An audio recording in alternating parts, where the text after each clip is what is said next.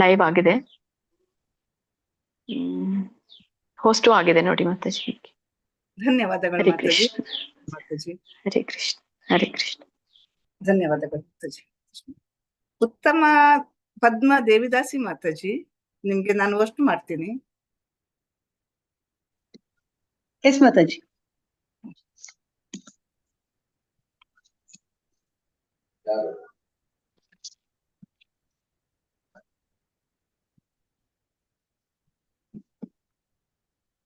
Mataji hand raise ಮಾಡ್ತದ ಮಾತಾಜಿ? ಹಾ ಮಾಡ್ತೀನಿ. ಹರೇ ಕೃಷ್ಣ ಮಾತಾಜಿ, ಪ್ರಣಾಮಗಳು.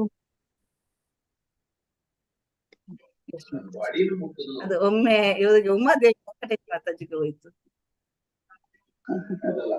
ಮಾತಾಜಿ ಕೋ ಹೋಸ್ಟ್ ಮಾಡಿ ಮಾತಾಜಿ, ಪರವಾಗಿಲ್ಲ. ಇಲ್ಲ, ನಿಮ್ಮನ್ನು ಹೋಸ್ಟ್ ಮಾಡ್ತೀನಿ ಮಾತಾಜಿ. ನಂದು ನೆಟ್ವರ್ಕ್ ಸ್ವಲ್ಪ ಸ್ಲೋ ಇದೆ ಮಾತಾಜಿ.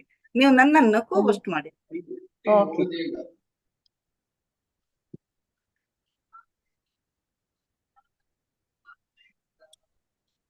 ಹ್ಯಾಂಡ್ ರೈಸ್ ಮಾಡ್ಬೇಕಾ ಮಾತಾಜಿ ನಾನು?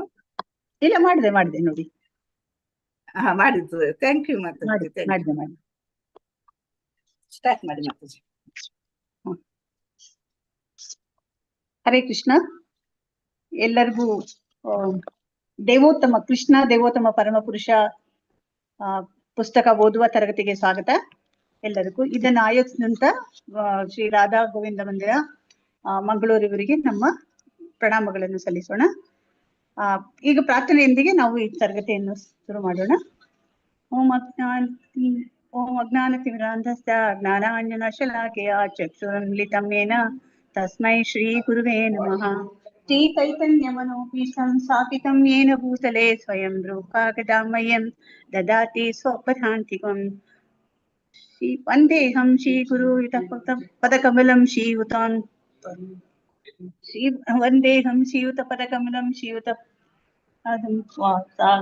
ಸಾಗ್ರದಾತಂ ಸಗಣಲಲಿತಾ ಶ್ರೀ ವಿಶಾಖಾಮಿ ಸಂಚ ಸಪ್ತಕಾಂಚನ ಗೌರಾಂಗೀ ರಾಧೇ ವೃಂದಾವನೇಶ್ವರಿ ಸುಧಭಾನುಸುತೆ ದೇವಿ ಪ್ರಣಮಾಮಿ ಹರಿಪ್ರಿಯೆ.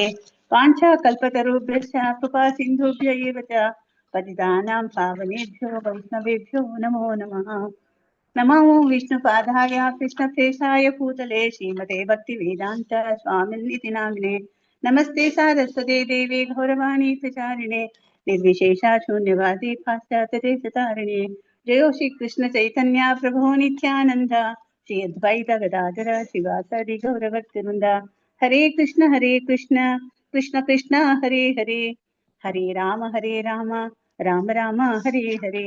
ಹರೇ ಕೃಷ್ಣ ಕೃಷ್ಣ ಕೃಷ್ಣ ಹರೇ ಹರೇ, ಹರೇ ರಾಮ ರಾಮ ರಾಮ ಹರೇ ಹರೇ. ಹರೇ ಕೃಷ್ಣ ಕೃಷ್ಣ ಕೃಷ್ಣ ಹರೇ ಹರೇ, ಹರೇ ರಾಮ ರಾಮ ರಾಮ ಹರೇ ಹರೇ. ಮತ್ತೊಮ್ಮೆ ಎಲ್ಲರಿಗೂ ಈ ತರಗತಿಗೆ ಸ್ವಾಗತ. ಈಗ ನಾವು ಸಣ್ಣ ಒಂದು ಇದಿದೆಯಲ್ಲ, ಪ್ರಾರ್ಥನೆ ಇದೆಯಲ್ಲ, ಇದು ಭಜನ್ ಇದೆಯಲ್ಲ, ಕೀರ್ತನ ಅದ್ ಮಾಡೋಣ. ಕೃಷ್ಣ ಕೃಷ್ಣ ಕೃಷ್ಣ ಕೃಷ್ಣ ಕೃಷ್ಣ ಕೃಷ್ಣ ಕೃಷ್ಣ ಹೇ ಕೃಷ್ಣ ಕೃಷ್ಣ ಕೃಷ್ಣ ಕೃಷ್ಣ ಕೃಷ್ಣ ಕೃಷ್ಣ ಕೃಷ್ಣ ಹೇ. ಕೃಷ್ಣ ಕೃಷ್ಣ ಕೃಷ್ಣ ಕೃಷ್ಣ ಕೃಷ್ಣ ಕೃಷ್ಣ ಕೃಷ್ಣ ಹೇ. ಕೃಷ್ಣ ಕೃಷ್ಣ ಕೃಷ್ಣ ಕೃಷ್ಣ ಕೃಷ್ಣ ಕೃಷ್ಣ ಹೇ. ಕೃಷ್ಣ ಕೃಷ್ಣ ಕೃಷ್ಣ ಕೃಷ್ಣ ಕೃಷ್ಣ ಕೃಷ್ಣ ರಕ್ಷಾ ಮಾಂ. ಕೃಷ್ಣ ಕೃಷ್ಣ ಕೃಷ್ಣ ಕೃಷ್ಣ ಕೃಷ್ಣ ಕೃಷ್ಣ ರಕ್ಷಾ ಮಾಂ. ಕೃಷ್ಣ ಕೃಷ್ಣ ಕೃಷ್ಣ ಕೃಷ್ಣ ಕೃಷ್ಣ ಕೃಷ್ಣ ಪಾಹಿ ಮಾಂ. ಕೃಷ್ಣ ಕೃಷ್ಣ ಕೃಷ್ಣ ಕೃಷ್ಣ ಕೃಷ್ಣ ಕೃಷ್ಣ ಕೃಷ್ಣ ಪಾಹಿ ಮಾಂ. ರಾಮ ರಾಘವ ರಕ್ಷಾ ಮಾಂ. ರಾಮ ರಾಘವ ರಕ್ಷಾ ಮಾಂ.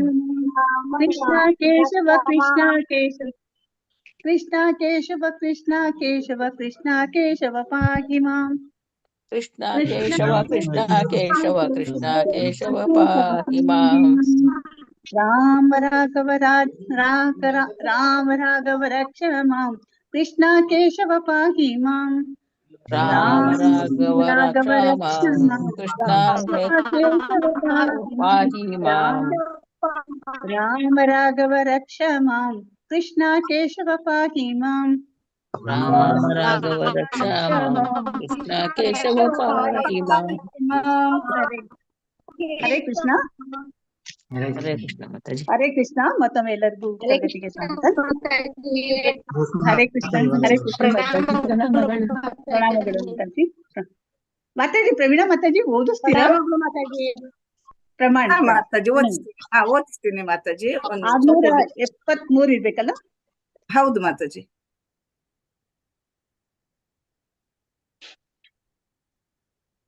ಒಂದ್ ನಿಮಿಷ.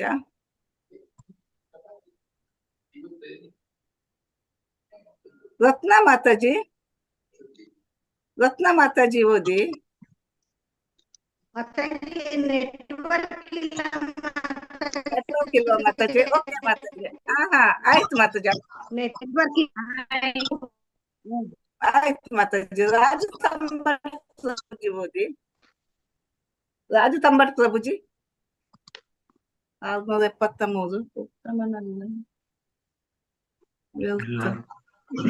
ರಾಜು ತಂಬಟ್ ಪ್ರಭುಜಿ. ಹರೇ ಕೃಷ್ಣ ಮಾತಾಜಿ. ಒಂದ್ ನಿಮಿಷ. ಅವರದ್ದು ಹೇಗೆ? ಹರೇ ಕೃಷ್ಣ ಮಾತಾಜಿ. ನಾನು ಓದ್ತೀನಿ. ಅವರದ್ದು ಸರಿ ಹೇಗೆ ಮಾತಾಜಿ. ಮಾತಾಜಿ? ಓದಿ ಮಾತಾಜಿ ಓದಿ. ಹರೇ ಕೃಷ್ಣ. ಧನ್ಯವಾದಗಳು ಮಾತಾಜಿ. ಶಿಲಾಪ್ರಭುಪಾದರಿಂದ ಶಿಲಾಪ್ರಭುಪಾದರಿಗೆ ಜಯವಾಗಲಿ.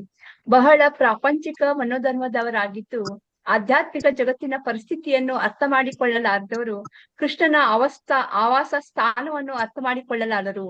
ಇಂತಹವರಿಗಾಗಿ ಋಷಿಗಳು ಧ್ಯಾನವು ಹೊಟ್ಟೆಯಿಂದ ಕ್ರಮೇಣ ಮೇಲೇರುವ ಯೋಗ ಪ್ರಕ್ರಿಯೆಯನ್ನು ಸೂಚಿಸಿದ್ದಾರೆ. ಇದಕ್ಕೆ ಮೂಲಾಧಾರ ಅಥವಾ ಮಣಿಪೂರಕ ಎಂದು ಹೆಸರು. ಮೂಲಾಧಾರ ಅಥವಾ ಮಣಿಪೂರಕ ಪಾರಿಭಾಷಿಕ ಶಬ್ದಗಳು. ಅವು ಹೊಟ್ಟೆಯೊಳಗಿನ ಕರುಳುಗಳಿಗೆ ಸಂಬಂಧಿಸಿದವು. ಅತಿ ಪ್ರಾಪಂಚಿಕ ಮನೋಧರ್ಮದವರು ಆರ್ಥಿಕ ಬೆಳವಣಿಗೆ ಅತ್ಯಂತ ಮುಖ್ಯವಾದದ್ದು ಎಂದು ಭಾವಿಸುತ್ತಾರೆ, ಏಕೆಂದರೆ ತಿನ್ನುವುದಕ್ಕೆ ಮಾತ್ರವೇ ಜೀವಿಯು ಬದುಕುತ್ತಾನೆ ಎಂದು ಅವರ ಭಾವನೆ. ಇಂತಹ ಪ್ರಾಪಂಚಿಕ ಮನೋಧರ್ಮದವರು ನಾವು ಮನಸ್ಸು ಬಂದಂತೆ ತಿನ್ನಬಹುದಾದರೂ ಆಹಾರವು ಜೀರ್ಣವಾಗಿದ್ದರೆ ಅದು ಅಜೀರ್ಣ ಎಂದು ಆಮ್ಲತೆಯಂತ ಆ ತೊಂದರೆಗಳಿಗೆ ಒಡೆಗೊಡುತ್ತದೆ ಎನ್ನುವುದನ್ನು ಮರೆಯುತ್ತಾರೆ. ಆದುದರಿಂದ ತಿನ್ನುವುದಷ್ಟೇ ಬದುಕಿನ ಮುಖ್ಯ ಶಕ್ತಿಯ ಕಾರಣವಲ್ಲ. ಆಹಾರವನ್ನು ಜೀರ್ಣಿಸಿಕೊಳ್ಳಲು ನಾವು ಇನ್ನೊಂದು ಉತ್ತಮ ಶಕ್ತಿಯ ಮೊರೆ ಹೋಗಬೇಕು. ಅದನ್ನು ಭಗವದ್ಗೀತೆಯಲ್ಲಿ ವೈಶ್ವಾನರ ಎಂದು ಕರೆದಿದೆ. ದೇವೋತ್ತಮ ಪರಮ ಪುರುಷನು ಸರ್ವವ್ಯಾಪಿ. ಆದುದರಿಂದ ಅವನು ವೈಶ್ವನರನಾಗಿರುವುದು ಅಸಾಧಾರಣವಲ್ಲ. ಹರೇ ಕೃಷ್ಣ ಮಾತಾಜಿ. ಧನ್ಯವಾದಗಳು ಮಾತಾಜಿ. ಓದಿ ಮಾತಾಜಿ ಓದಿ. ಮುಂದಕ್ಕೆ ಓದಿ ಮಾತಾಜಿ. ವಾಸ್ತವವಾಗಿ ಕೃಷ್ಣನು ಎಲ್ಲೆಲ್ಲಿಯೂ ಇದ್ದಾನೆ. ಆದುದರಿಂದ ವೈಷ್ಣವನು ತನ್ನ ದೇಹಕ್ಕೆ ವಿಷ್ಣುವಿನ ದೇವಾಲಯಗಳ ಗುರುತುಗಳನ್ನು ಮಾಡುತ್ತಾನೆ. ಮೊದಲು ಅವನು ಹೊಟ್ಟೆಯ ಮೇಲೆ, ಎದೆಯ ಮೇಲೆ, ಅನಂತರ ಗ್ರೀವಾಸ್ಥಿಗಳ ನಡುವೆ, ಆಮೇಲೆ ಹಣೆ ಮತ್ತು ಕ್ರಮೇಣ ಬ್ರಹ್ಮರಂಧ್ರವಾದ ನೆತ್ತಿಯ ಮೇಲೆ ತಿಲಕ ದೇವಾಲಯದ ಗುರುತು ಮಾಡುತ್ತಾನೆ. ವೈಷ್ಣವನ ದೇಹದ ಮೇಲೆ ಇರುವ 13 ತಿಲಕ ದೇವಾಲಯಗಳ ಗುರುತುಗಳು ಹೀಗಿವೆ. ಹಣೆಯ ಮೇಲೆ ಕೇಶವನ ದೇವಾಲಯ, ಹೊಟ್ಟೆಯ ಮೇಲೆ ನಾರಾಯಣ ದೇವಾಲಯ, ಎದೆಯ ಮೇಲೆ ಮಾಧವನ ದೇವಾಲಯ, 2 ಗ್ರೀವಾಸ್ಥಿಗಳ ಮಧ್ಯೆ ಕೊರಳಿನ ಮೇಲೆ ಗೋವಿಂದನ ದೇವಾಲಯ, ನಡುವಿನ ಬಲಪಾರ್ಶ್ವದಲ್ಲಿ ವಿಷ್ಣುವಿನ ದೇವಾಲಯ, ಬಲ ತೋಳಿನ ಮೇಲೆ ಮಧುಸೂದನ ದೇವಾಲಯ, ಗ್ರೀವಾಸ್ಥಿಯ ಬಲಗಡೆ ತ್ರಿವಿಕ್ರಮ ದೇವಾಲಯ, ಹಾಗೆ ನಡುವಿನ ಎಡ ಪಾರ್ಶ್ವದಲ್ಲಿ ವಾಮನನ ದೇವಾಲಯ, ಎಡ ತೋಳಿನ ಮೇಲೆ ಶ್ರೀಧರನ ದೇವಾಲಯ, ಗ್ರೀವಾಸ್ಥಿಯ ಎಡಗಡೆ ಹೃಷಿಕೇಶನ ದೇವಾಲಯ, ಬೆನ್ನಿನ ಮೇಲ್ಭಾಗದಲ್ಲಿ ಪದ್ಮನಾಭನ ದೇವಾಲಯ ಮತ್ತು ಬೆನ್ನಿನ ಕೆಳಭಾಗದಲ್ಲಿ ದಾಮೋದರನ ದೇವಾಲಯ, ನೆತ್ತಿಯಲ್ಲಿ ವಾಸುದೇವನ ದೇವಾಲಯ. ದೇಹದ ವಿವಿಧ ಭಾಗಗಳಲ್ಲಿ ಇರುವ ಪ್ರಭುವಿನ ಸ್ಥಾನವನ್ನು ಕುರಿತು ಧ್ಯಾನ ಮಾಡುವುದೇ ಹೇಗೆ? ಆದರೆ ವೈಷ್ಣವರಲ್ಲದವರಿಗೆ ಕರುಳುಗಳು ಮತ್ತು ಹೃದಯ, ಕೊರಳು, ಹುಬ್ಬುಗಳು, ಹಣೆ ಮತ್ತು ನೆತ್ತಿ ಹೀಗೆ ದೇಹದ ದೈಹಿಕ ಕಲ್ಪನೆಯನ್ನು ಧ್ಯಾನ ಮಾಡುವಂತೆ ಋಷಿಗಳು ಸೂಚಿಸುತ್ತಾರೆ. ಗುರು ಪರಂಪರೆಯಲ್ಲಿ ಮಹಾಪ್ರಾಜ್ಞ ಅರುಣನಿಂದ ಪ್ರಾರಂಭಿಸಿ ಅನೇಕ ಋಷಿಗಳು ಹೃದಯವನ್ನು ಧ್ಯಾನಿಸುತ್ತಾರೆ, ಏಕೆಂದರೆ ಹೃದಯದಲ್ಲಿ ಜೀವಿಯೊಡನೆ ಪರಮಾತ್ಮನಿರುತ್ತಾನೆ. ಭಗವದ್ಗೀತೆಯ 15ನೆಯ ಅಧ್ಯಾಯದಲ್ಲಿ ಇದನ್ನು ದೃಢಪಡಿಸಿದೆ. ಅಲ್ಲಿ ಪ್ರಭು ನಾನು ಪ್ರತಿಯೊಬ್ಬರ ಹೃದಯದಲ್ಲಿಯೂ ಇದ್ದೇನೆ ಎಂದು ಹೇಳಿದ್ದಾನೆ. ವೈಷ್ಣವನಿಗೆ ಪ್ರಭುವಿನ ಭಕ್ತಿಪೂರ್ವಕ ಸೇವೆಗಾಗಿ ದೇಹವನ್ನು ಕಾಪಾಡಿಕೊಳ್ಳುವುದು. ಹರೇ ಕೃಷ್ಣ ಮಾತಾಜಿ. ಧನ್ಯವಾದಗಳು ಮಾತಾಜಿ. ಧನ್ಯವಾದಗಳು ಮಾತಾಜಿ. ಐಶ್ವರ್ಯ ಲಕ್ಷ್ಮಿ ಮಾತಾಜಿ ಓದಿ. ಐಶ್ವರ್ಯ ಲಕ್ಷ್ಮಿ ಮಾತಾಜಿ ಹರೇ ಕೃಷ್ಣ ಮಾತಾಜಿ. ವೈಷ್ಣವನಿಗೆ ಅಲ್ಲಿಂದ ಅಲ್ವಾ ಮಾತಾಜಿ? ಹೌದು ಮಾತಾಜಿ. ವೈಷ್ಣವನಿಗೆ ಪ್ರಭುವಿನ ಭಕ್ತಿಪೂರ್ವಕ ಸೇವೆಗಾಗಿ ದೇಹವನ್ನು ಕಾಪಾಡಿಕೊಳ್ಳುವುದು ಸೇವೆಯ ಒಂದು ಭಾಗ. ಆದರೆ ತೀರಾ ಪ್ರಾಪಂಚಿಕ ವಾದಿಗಳಾದವರು ದೇಹವೇ ಜೀವ ಎಂದು ಭಾವಿಸುತ್ತಾರೆ. ಅವರು ಮಣಿಪೂರಕ, ದಹರ ಮತ್ತು ಹೃದಯ ಮುಂತಾದ ದೇಹದ ವಿವಿಧ ಭಾಗಗಳನ್ನು ಕುರಿತು ಧ್ಯಾನ ಮಾಡಿ ಕ್ರಮೇಣ ನೆತ್ತಿಯ ಮೇಲಿರುವ ಬ್ರಹ್ಮ ರಂಧ್ರಕ್ಕೇರುವ ಯೋಗ ಪ್ರಕ್ರಿಯೆಯಿಂದ ದೇಹವನ್ನು ಪೂಜಿಸುತ್ತಾರೆ. ಯೋಗಾಭ್ಯಾಸದಲ್ಲಿ ಪರಿಪೂರ್ಣನಾದ ಉತ್ತಮ ಯೋಗಿಯು ಕಟ್ಟಕಡೆಯಲ್ಲಿ ಭೌತಿಕ ಅಥವಾ ಆಧ್ಯಾತ್ಮಿಕ ಲೋಕಗಳ ಯಾವುದಾದರೂ ಒಂದು ಲೋಕಕ್ಕೆ ಬ್ರಹ್ಮರಂಧ್ರದ ಮೂಲಕ ಹೋಗುತ್ತಾನೆ. ಯೋಗಿಯಾದವನು ಇನ್ನೊಂದು ಲೋಕಕ್ಕೆ ಹೇಗೆ ಸಾಗಿ ಹೋಗಬಲ್ಲ ಎನ್ನುವುದನ್ನು ಶ್ರೀಮದ್ ಭಾಗವತದ 2ನೇ ಸ್ಕಂದದಲ್ಲಿ ಸ್ಫುಟವಾಗಿ ವಿವರಿಸಿದೆ. ಈ ವಿಷಯದಲ್ಲಿ ಅಭ್ಯಾಸವನ್ನು ಪ್ರಾರಂಭಿಸುವವರು ವಿರಾಟ ಪುರುಷನನ್ನು ಎಂದರೆ ಪ್ರಭುವಿನ ಬೃಹತ್ ವಿಶ್ವರೂಪವನ್ನು ಪೂಜಿಸಬೇಕೆಂದು ಶುಕಮುನಿಗಳು ಸಲಹೆ ಮಾಡುತ್ತಾರೆ.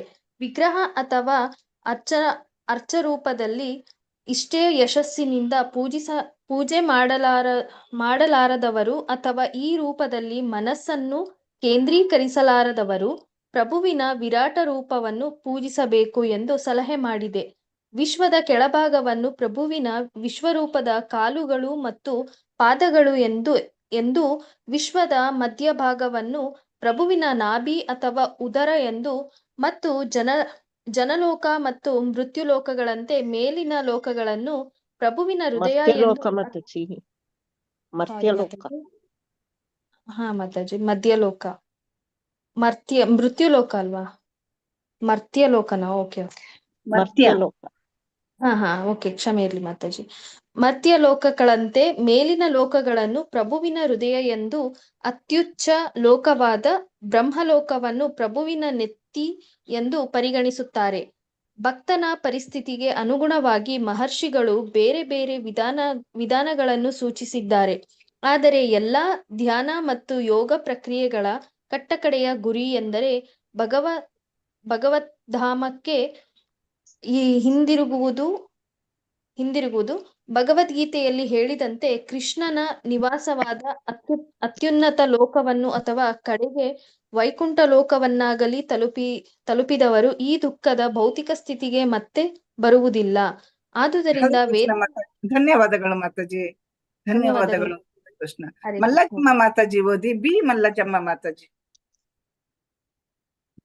ಬಿ ಮಲ್ಲಜಮ್ಮ ಮಾತಾಜಿ ನೆಟ್ವರ್ಕ್ ಇದ್ದು ಓದಿ. ಕೃಷ್ಣಮೂರ್ತಿ ಪ್ರಭುಜಿ ಓದಿ. ಕೇಳಿಸ್ತದ? ಓದ್ತೇನೆ ಮಾತಾಜಿ. ಹರೇ ಕೃಷ್ಣ.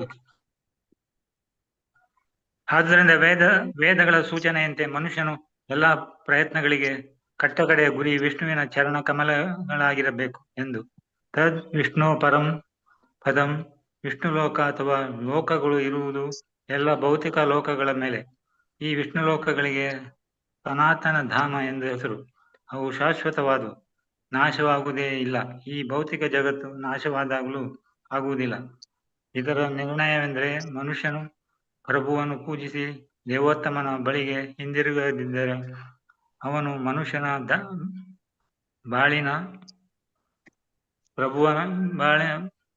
ಬಾಳಿನ ಮುಖ್ಯ ಉದ್ದೇಶವನ್ನು ಸಾಧಿಸುವುದರಲ್ಲಿ ವಿಫಲನಾಗಿದ್ದಾನೆ ಎಂದು ಅರ್ಥ ಮಾಡಿಕೊಳ್ಳಬೇಕು. ವೇದದ ಸಾಕಾರ ರೂಪಗಳು ಪ್ರಭುವಿಗೆ ಮಾಡಿದ ಮುಂದಿನ ಪ್ರಾರ್ಥನೆಯು ಅವನು ಬೇರೆ ಬೇರೆ ಜೀವ ವರ್ಗಗಳನ್ನು ಪ್ರವೇಶಿಸುವುದಕ್ಕೆ ಸಂಬಂಧಿಸಿದ್ದು. 14ನೇ ಅಧ್ಯಾಯದಲ್ಲಿ ಪ್ರತಿಯೊಂದು ಜೀವವರ್ಗ ಮತ್ತು ಜೀವರೂಪಗಳಲ್ಲಿ ಪರಮ ಪ್ರಭುವಿನ ಭಿನ್ನಾಂಶವಿದೆ ಎಂದು ಹೇಳಿದೆ. ಎಲ್ಲ ರೂಪಗಳಿಗೆ ವರ್ಗಗಳಿಗೆ ಬೀಜವನ್ನು ನೀಡುವ ತಂದೆಯು ತಾನೇ. ಆದ್ದರಿಂದ ಎಲ್ಲರನ್ನು ಪ್ರಭುವಿನ ಮಕ್ಕಳೆಂದು ಭಾವಿಸಬೇಕು ಎಂದು ಪ್ರಭುವೇ ಹೇಳಿದ್ದಾನೆ. ಜೀವಿಗಳು ಪರಮ ಪ್ರಭುವಿಗೆ ಸಮಾನ ಎಂದು ಯೋಚಿಸುವ ನಿರಾಕಾರವಾದಿಗಳಿಗೆ ಪರಮ ಪ್ರಭು ಪರಮಾತ್ಮನಾಗಿ ಪ್ರತಿಯೊಬ್ಬರ ಹೃದಯವನ್ನು ಪ್ರವೇಶಿಸುತ್ತಾನೆ ಎನ್ನುವುದನ್ನು ಗೊಂದಲವನ್ನುಂಟು ಮಾಡುತ್ತದೆ. ಪರಮ ಪ್ರಭು ಜೀವಾತ್ಮನೊಡನೆ ಬೇರೆ ಬೇರೆ ದೇಹಗಳನ್ನು ಪ್ರವೇಶಿಸುವುದರಿಂದ ಪ್ರಭುವಿಗೂ ಜೀವಿಗಳಿಗೂ ವ್ಯತ್ಯಾಸವೇ ಇಲ್ಲ ಎಂದು ಅವರು ಯೋಚಿಸುತ್ತಾರೆ. ಜೀವಾತ್ಮಗಳು ಪರಮಾತ್ಮನನ್ನು ಏಕೆ ಪೂಜಿಸಬೇಕು ಎಂದು ಅವರು ಸವಾಲು ಹಾಕುತ್ತಾರೆ.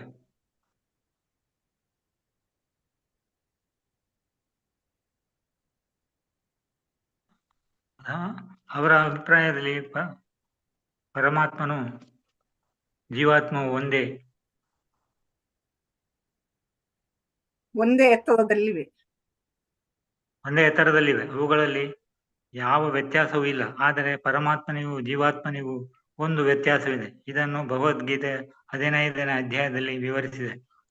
ಅಲ್ಲಿ ಪ್ರಭುವು ತಾನು ಜೀವಿಯೊಡನೆ ಒಂದೇ ದೇಹದಲ್ಲಿದ್ದರೂ ತನ್ನದು ಮೇಲಿನ ಸ್ಥಾನ ಎಂದು ಹೇಳುತ್ತಾನೆ. ಅವನು ಒಳಗಿಂದ ಜೀವಾತ್ಮಕ್ಕೆ ಆದೇಶವನ್ನು ಅಥವಾ ಬುದ್ಧಿಶಕ್ತಿಯನ್ನು ಕೊಡುತ್ತಾನೆ. ಜೀವಾತ್ಮಕ್ಕೆ ಪ್ರಭುವು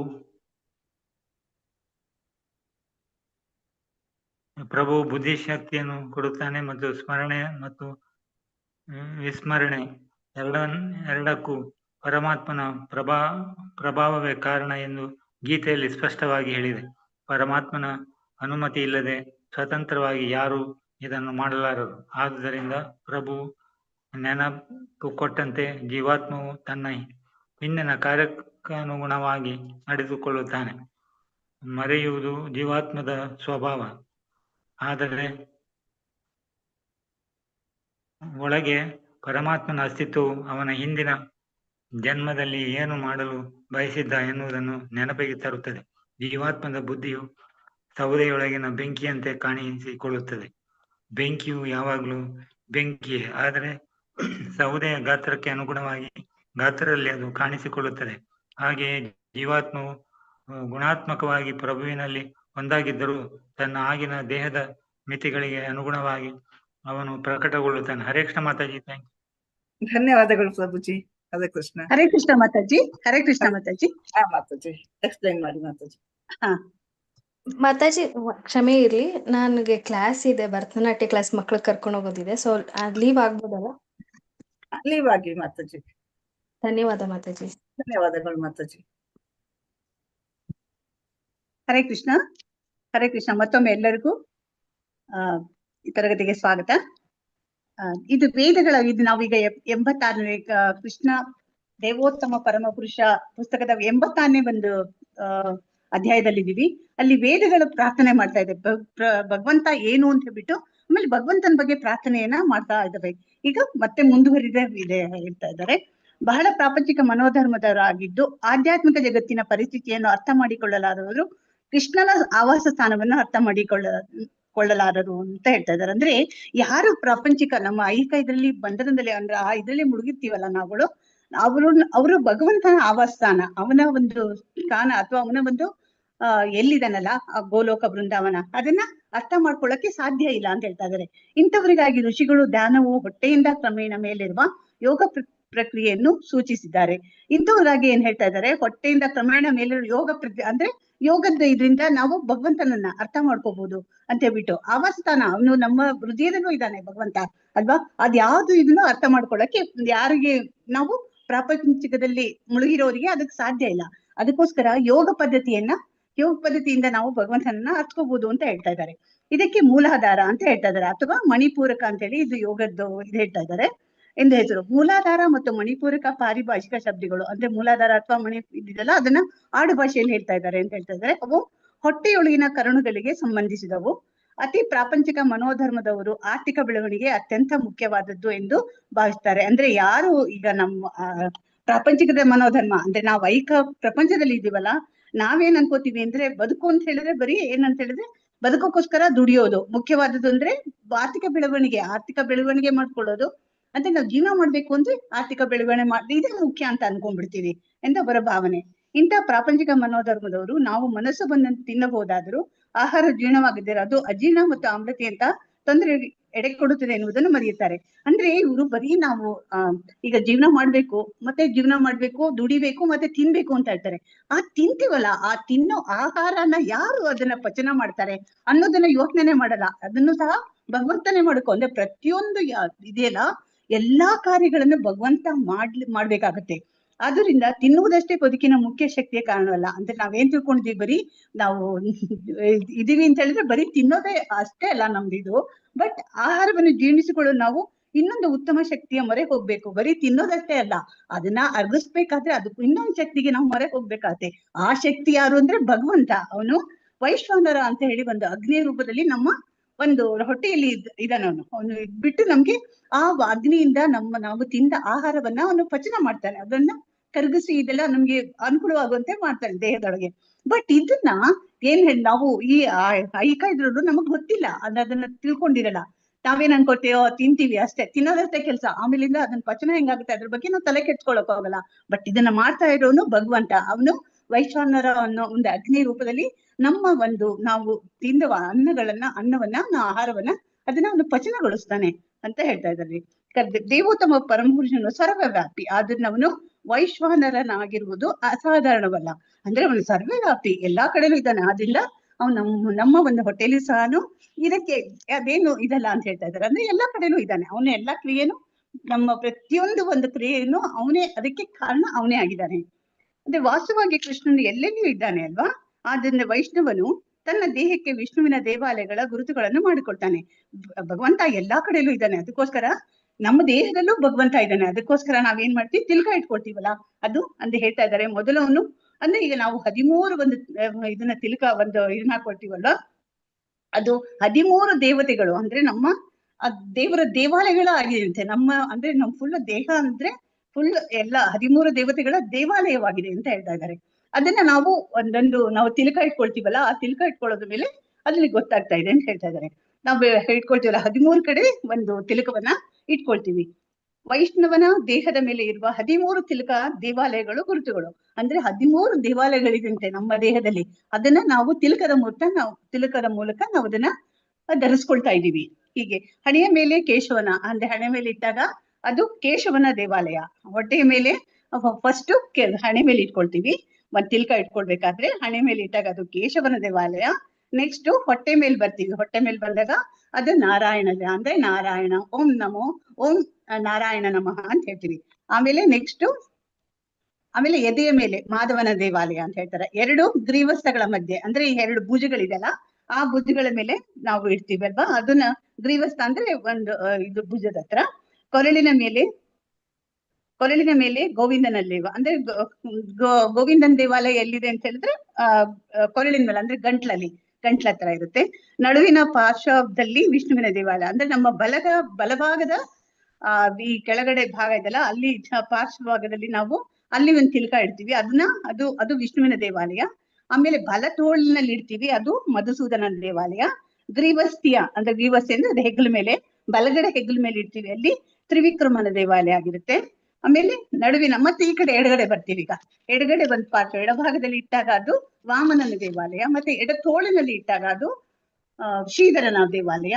ಮತ್ತೆ ಎಡ ಭುಜದ ಮೇಲೆ ಇಡ್ತೀವಿ, ಅದು ಒಂದು ತಿಲಕವನ್ನು ಇಡ್ತೀವಿ, ಅದು ಋಷಿಕೇಶನ ದೇವಾಲಯ. ಬೆನ್ನಿನ ಮೇಲ್ಭಾಗದಲ್ಲಿ, ನಮ್ಮ ಹಿಂದೆ ಬೆನ್ನಿನ ಮೇಲ್ಭಾಗದಲ್ಲಿ ಇಡ್ತೀವಿ, ಅದು ಪದ್ಮನಾಭನ ದೇವಾಲಯ. ಮತ್ತು ಬೆನ್ನಿನ ಕೆಳಗದಲ್ಲಿ ಇಡ್ತೀವಿ, ಅದು ದಾಮೋದರನ ದೇವಾಲಯ. ನೆತ್ತಿಯಲ್ಲಿ ಮತ್ತೆ ಉಳಿದಿದ್ದೆಲ್ಲ ಏನ್ ಉಳಿದಿರುತ್ತಲ್ಲ ನಮ್ಮ ಹತ್ರ ತಿಲಕದ್ದು ಇದು ಅದನ್ನ ಏನ್ ಮಾಡ್ತೀವಿ ಅಂದ್ರೆ ನೆತ್ತಿಯಲ್ಲಿ ವಾಸುದೇವನ ದೇವಾಲಯ ಅಂತ ಎಲ್ಲ ಅದನ್ನ ಹಚ್ಕೊಳ್ತೀವಿ. ಹಾಗೆ ನಮ್ಮ ದೇಹದಲ್ಲಿ 13 ದೇವಾಲಯಗಳಿದೆ. ಆ 13 ದೇವಾಲಯಗಳನ್ನ ಈ ತಿಲಕ ಇಡೋದಲ್ಲಿ ನಮ್ಗೆ ಅದರಿಂದ ಗೊತ್ತಾಗತ್ತೆ. ಹೀಗೆ ಆದರೆ ವೈಷ್ಣವರಲ್ಲದವರಿಗೆ ಕರುಳುಗಳು ದೇಹದ ವಿವಿಧ ಭಾಗಗಳಲ್ಲಿರುವ ಪ್ರಭುವಿನ ಸ್ಥಾನವನ್ನು ಧ್ಯಾನ ಮಾಡುವುದು ಹೀಗೆ. ಈ ತರ ನಮ್ಮ ದೇಹದಲ್ಲಿರೋ ಒಂದು ದೇವತೆಗಳನ್ನ ನಾವು ವಿವಿಧ ಭಾಗಗಳಿರುವ ಪ್ರಭುವಿನ ಸ್ಥಾನವನ್ನ, ಎಲ್ಲೆಲ್ಲಿ ಪ್ರಭು ಯಾವ್ಯಾವ ಸ್ಥಾನದಲ್ಲಿದ್ದಾನೆ ಅಂತೇಳಿ ಈ ತಿಲಕಗಳಿಂದ ನಾವು ತಿಳ್ಕೊಬಹುದು. ಆದ್ರೆ ವೈಷ್ಣವರಲ್ಲದವರಿಗೆ, ಇದು ನಮ್ಗೆ ಏನ್ ಹೇಳ್ತಾ ಇದ್ದಾರೆ, ವೈಷ್ಣವರಿಗೆ ಅಂದ್ರೆ ಯಾರು ಕೃಷ್ಣ ಇದು ಮಾಡ್ತಾ ಇದೀವಲ್ಲ ನಾವು ಈ ಪರಂಪರೆಯಲ್ಲಿ ಇದೀವಿ, ಅವರಿಗೆಲ್ಲ ಇದನ್ನ ಹೇಳ್ತಾ ಇದ್ದಾರೆ. ಅಲ್ಲಿ ಇರದೇ ಇರೋರಿಗೆ ಏನ್ ಹೇಳ್ತಾ ಇದ್ದಾರೆ, ಅವರು ಕರುಳುಗಳು, ಹೃದಯ, ಕೊರಳು, ಹುಬ್ಬುಗಳು, ಹಣೆ ಮತ್ತು ನೆತ್ತಿ, ಹೀಗೆ ದೇಹದ ದೈಹಿಕ ಕಲ್ಪನೆಯನ್ನು ಧ್ಯಾನ ಮಾಡುವಂತೆ ಋಷಿಗಳು ಸೂಚಿಸುತ್ತಾರೆ. ಅಂದ್ರೆ ಯಾರು ವೈಷ್ಣವರಲ್ಲ ಅವ್ರಿಗೆ ಏನ್ ಹೇಳ್ತಾ ಇದ್ದಾರೆ, ನೀವು ಕರುಳನ್ನ ಜ್ಞಾಪಿಸ್ಕೊಡಿ, ಹೃದಯ ಜ್ಞಾಪಿಸ್ಕೊಡಿ, ಕೊರಳು ಜ್ಞಾಪಿಸ್ಕೊಡಿ, ಹುಬ್ಬ ಜ್ಞಾಪಿಸ್ಕೊಡಿ, ಈ ತರ ಒಂದು ಕಲ್ಪನೆಯನ್ನ ಕೊಟ್ಬಿಟ್ಟು, ಅಂದ್ರೆ ಆದ್ರಿಂದ ದೇವ್ರನ್ನ ನೆನೀರಿ ಅಂತ ಹೇಳ್ತಾ ಇದ್ದಾರೆ, ನೆನಪಿಸ್ಕೊಳ್ಬಹುದು ಅಂತ. ಗುರು ಪರಂಪರೆಯಲ್ಲಿ ಮಹಾಪ್ರಾಜ್ಞ ಅರುಣನಿಂದ ಪ್ರಾರಂಭಿಸಿ ಅನೇಕ ಋಷಿಗಳು ಹೃದಯವನ್ನು ಧ್ಯಾನಿಸುತ್ತಾರೆ ಅಂತೆ.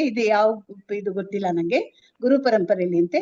ಏಕೆಂದ್ರೆ ಹೃದಯದಲ್ಲಿ ಜೀವಿಯೊಡನೆ ಪರಮಾತ್ಮನ ಇರುತ್ತಾನೆ ಅಲ್ವಾ. ನಮ್ಮ ಹೃದಯದಲ್ಲಿ, ಪ್ರತಿಯೊಬ್ಬರ ಹೃದಯದಲ್ಲೂ ಪರಮಾತ್ಮ ಇದ್ದಾನೆ. ಭಗವದ್ಗೀತೆ 15ನೇ ಅಧ್ಯಾಯದಲ್ಲಿ ಇದನ್ನು ದೃಢಪಡಿಸಿದೆ.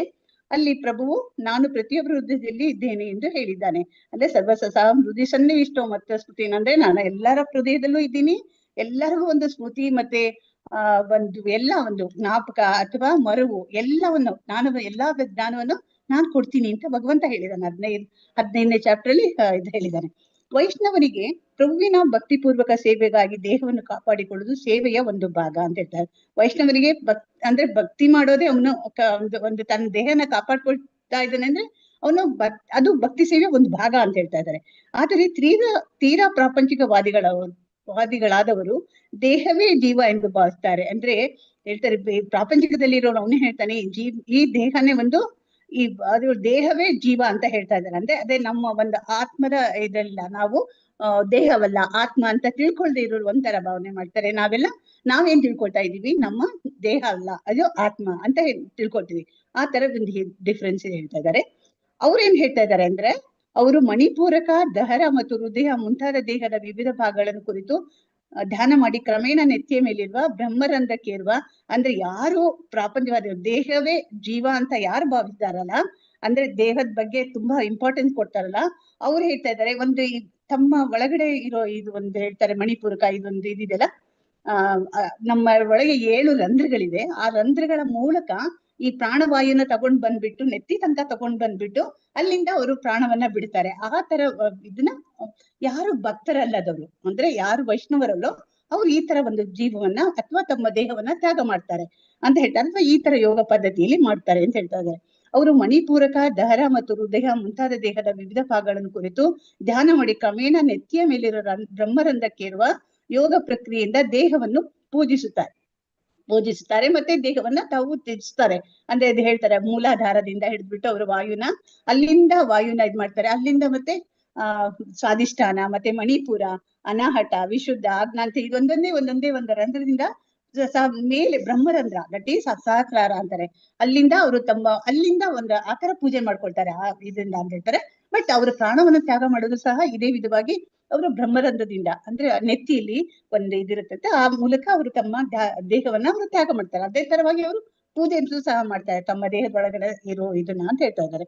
ಯೋಗಾಭ್ಯಾಸದಲ್ಲಿ ಪರಿಪೂರ್ಣದ ಉತ್ತಮ ಯೋಗಿಯು ಕಟ್ಟಕಡೆಯಲ್ಲಿ ಭೌತಿಕ ಮತ್ತು ಆಧ್ಯಾತ್ಮಿಕಗಳು ಯಾವ್ದಾದ್ರು ಒಂದು ಲೋಕಕ್ಕೆ ಬ್ರಹ್ಮರಂಧ್ರದ ಮೂಲಕ ಹೋಗ್ತಾನೆ. ಅವನು ಯಾವ್ದಾರ ಒಂದು ಲೋಕಕ್ಕೆ ಹೋಗ್ಬೇಕು, ಆಧ್ಯಾತ್ಮಿಕ ಲೋಕಕ್ಕೆ ಅಥವಾ ಬ್ರಹ್ಮ ಲೋಕಕ್ಕೆ, ಒಂದು ಬೇರೆ ಎಲ್ಲಿ ಭೌತಿಕ ಲೋಕಕ್ಕೆ ಎಲ್ಲಿ ಹೋಗ್ಬೇಕಂದ್ರು ಅವ್ರು ಈ ರಂಧ್ರದ ಮೂಲಕ ತಮ್ಮ ಒಂದು ವಾಯುವನ್ನ ಒಳಗಡೆ ಇರೋ ಇದನ್ನ ಪ್ರಾಣವಾಯುನ ಸಾಗಿಸ್ಕೊಂಡ್ ಬಂದು ಮೇಲೆ ತಗೊಂಡ್ ಬಂದು ನಂತರ ಅದನ್ನ ನೆತ್ತಿಯ ಮೇಲೆ ತಮ್ಮ ಒಂದು ಪ್ರಾಣವನ್ನ ಬಿಡ್ತಾರೆ ಅಂತ ಹೇಳ್ತಾ ಇದ್ದಾರೆ. ಯೋಗಿ ಆದರೂ ಇನ್ನೊಂದು ಲೋಕಕ್ಕೆ ಹೇಗೆ ಸಾಗಿ ಹೋಗಬಲ್ಲ ಎನ್ನುವುದನ್ನು ಶ್ರೀಮದ್ ಭಾಗವತ 2ನೇ ಆಸಂಗದಲ್ಲಿ ಸ್ಫುಟವಾಗಿ ವಿವರಿಸಿದ್ದಾರೆ. ಅಂದ್ರೆ ಶ್ರೀಮದ್ ಭಾಗವತದಲ್ಲಿ ಇದದ್ದು ವಿವರಣೆಯನ್ನ ಚೆನ್ನಾಗಿ ಕೊಟ್ಟಿದ್ದಾರೆ ಅಂತ ಹೇಳ್ತಾರೆ. ಈ ವಿಷಯದಲ್ಲಿ ಅಭ್ಯಾಸವನ್ನು ಪ್ರಾರಂಭಿಸಿದರು ವಿರಾಟ ಪುರುಷನನ್ನು ಎಂದರೆ ಪ್ರಭುವಿನ ಬೃಹತ್ ವಿಶ್ವರೂಪವನ್ನು ಪೂಜಿಸಬೇಕೆಂದು ಶುಕಮುನಿಗಳು ಸಲಹೆ ಮಾಡ್ತಾರೆ. ಅಂದ್ರೆ ಏನ್ ಹೇಳ್ತಾ ಇದ್ದಾರೆ, ಈ ತರ ಒಂದು ಯೋಗ ಪದ್ಧತಿಯನ್ನು ಮಾಡ್ಬೇಕಂತ ಅನ್ಕೊಂಡಿರೋರು ಅವರು ಭಗವಂತನ ವಿರಾಟ ರೂಪವನ್ನ ಪೂಜೆ ಮಾಡ್ಬೇಕು, ಅದನ್ನ ಧ್ಯಾನ ಮಾಡ್ಬೇಕು ಅಂತ ಹೇಳ್ತಾ ಇದ್ದಾರೆ. ಅಂದ್ರೆ ಭಗವಂತ ವಿರಾಟ ರೂಪ ಅಂತ ಹೇಳಿದಾಗ ಭಗವಂತ ಅಂದ್ರೆ ವಿಶ್ವದಲ್ಲಿ ಈ ಒಂದು ಫುಲ್ ಇದ್ರಲ್ಲಿ ನಾವು ಭಗವಂತನನ್ನ ಕಾಣೋದು. ಅಂದ್ರೆ ಈ ಒಂದು ವಿಶ್ವವನ್ನೇ ಒಂದು 14 ಲೋಕ ಅಂತ ತಿಳ್ಕೊಳ್ತಾರೆ. ಒಬ್ಬೊಬ್ಬರು ಮಹರ್ಷಿಗಳು ಒಂದೊಂದು ತರವಾಗಿ ವಿರಾಟ ರೂಪವನ್ನ ಒಂದ್ 3-4 ತರ ಎಕ್ಸ್ಪ್ಲೈನ್ ಮಾಡಿದ್ದಾರೆ ನಮ್ಮ ಶ್ರೀಮದ್ ಭಾಗವತದಲ್ಲಿ ಅಂತ ಹೇಳ್ತಾ ಇದ್ದಾರೆ. ಇಲ್ಲಿ ಮುಂದೆ ಬರೋದೀಗ ಸಲಹೆ ಮಾಡ್ತಾರೆ. ವಿಗ್ರಹ ಅಥವಾ ಅಚ್ಚರೂಪದಲ್ಲಿ ಇಷ್ಟೇ ಎಸೆತಿನಿಂದ ಪೂಜೆ ಮಾಡಲಾರದವರು ಅಥವಾ ಈ ರೂಪದಲ್ಲಿ ಮನಸ್ಸನ್ನು ಕೇಂದ್ರೀಕರಿಸಲಾರದವರು ಪ್ರಭುವಿನ ವಿರಾಟ ರೂಪವನ್ನು ಪೂಜಿಸಬೇಕು ಎಂದು ಸಲಹೆ ಮಾಡಿದೆ.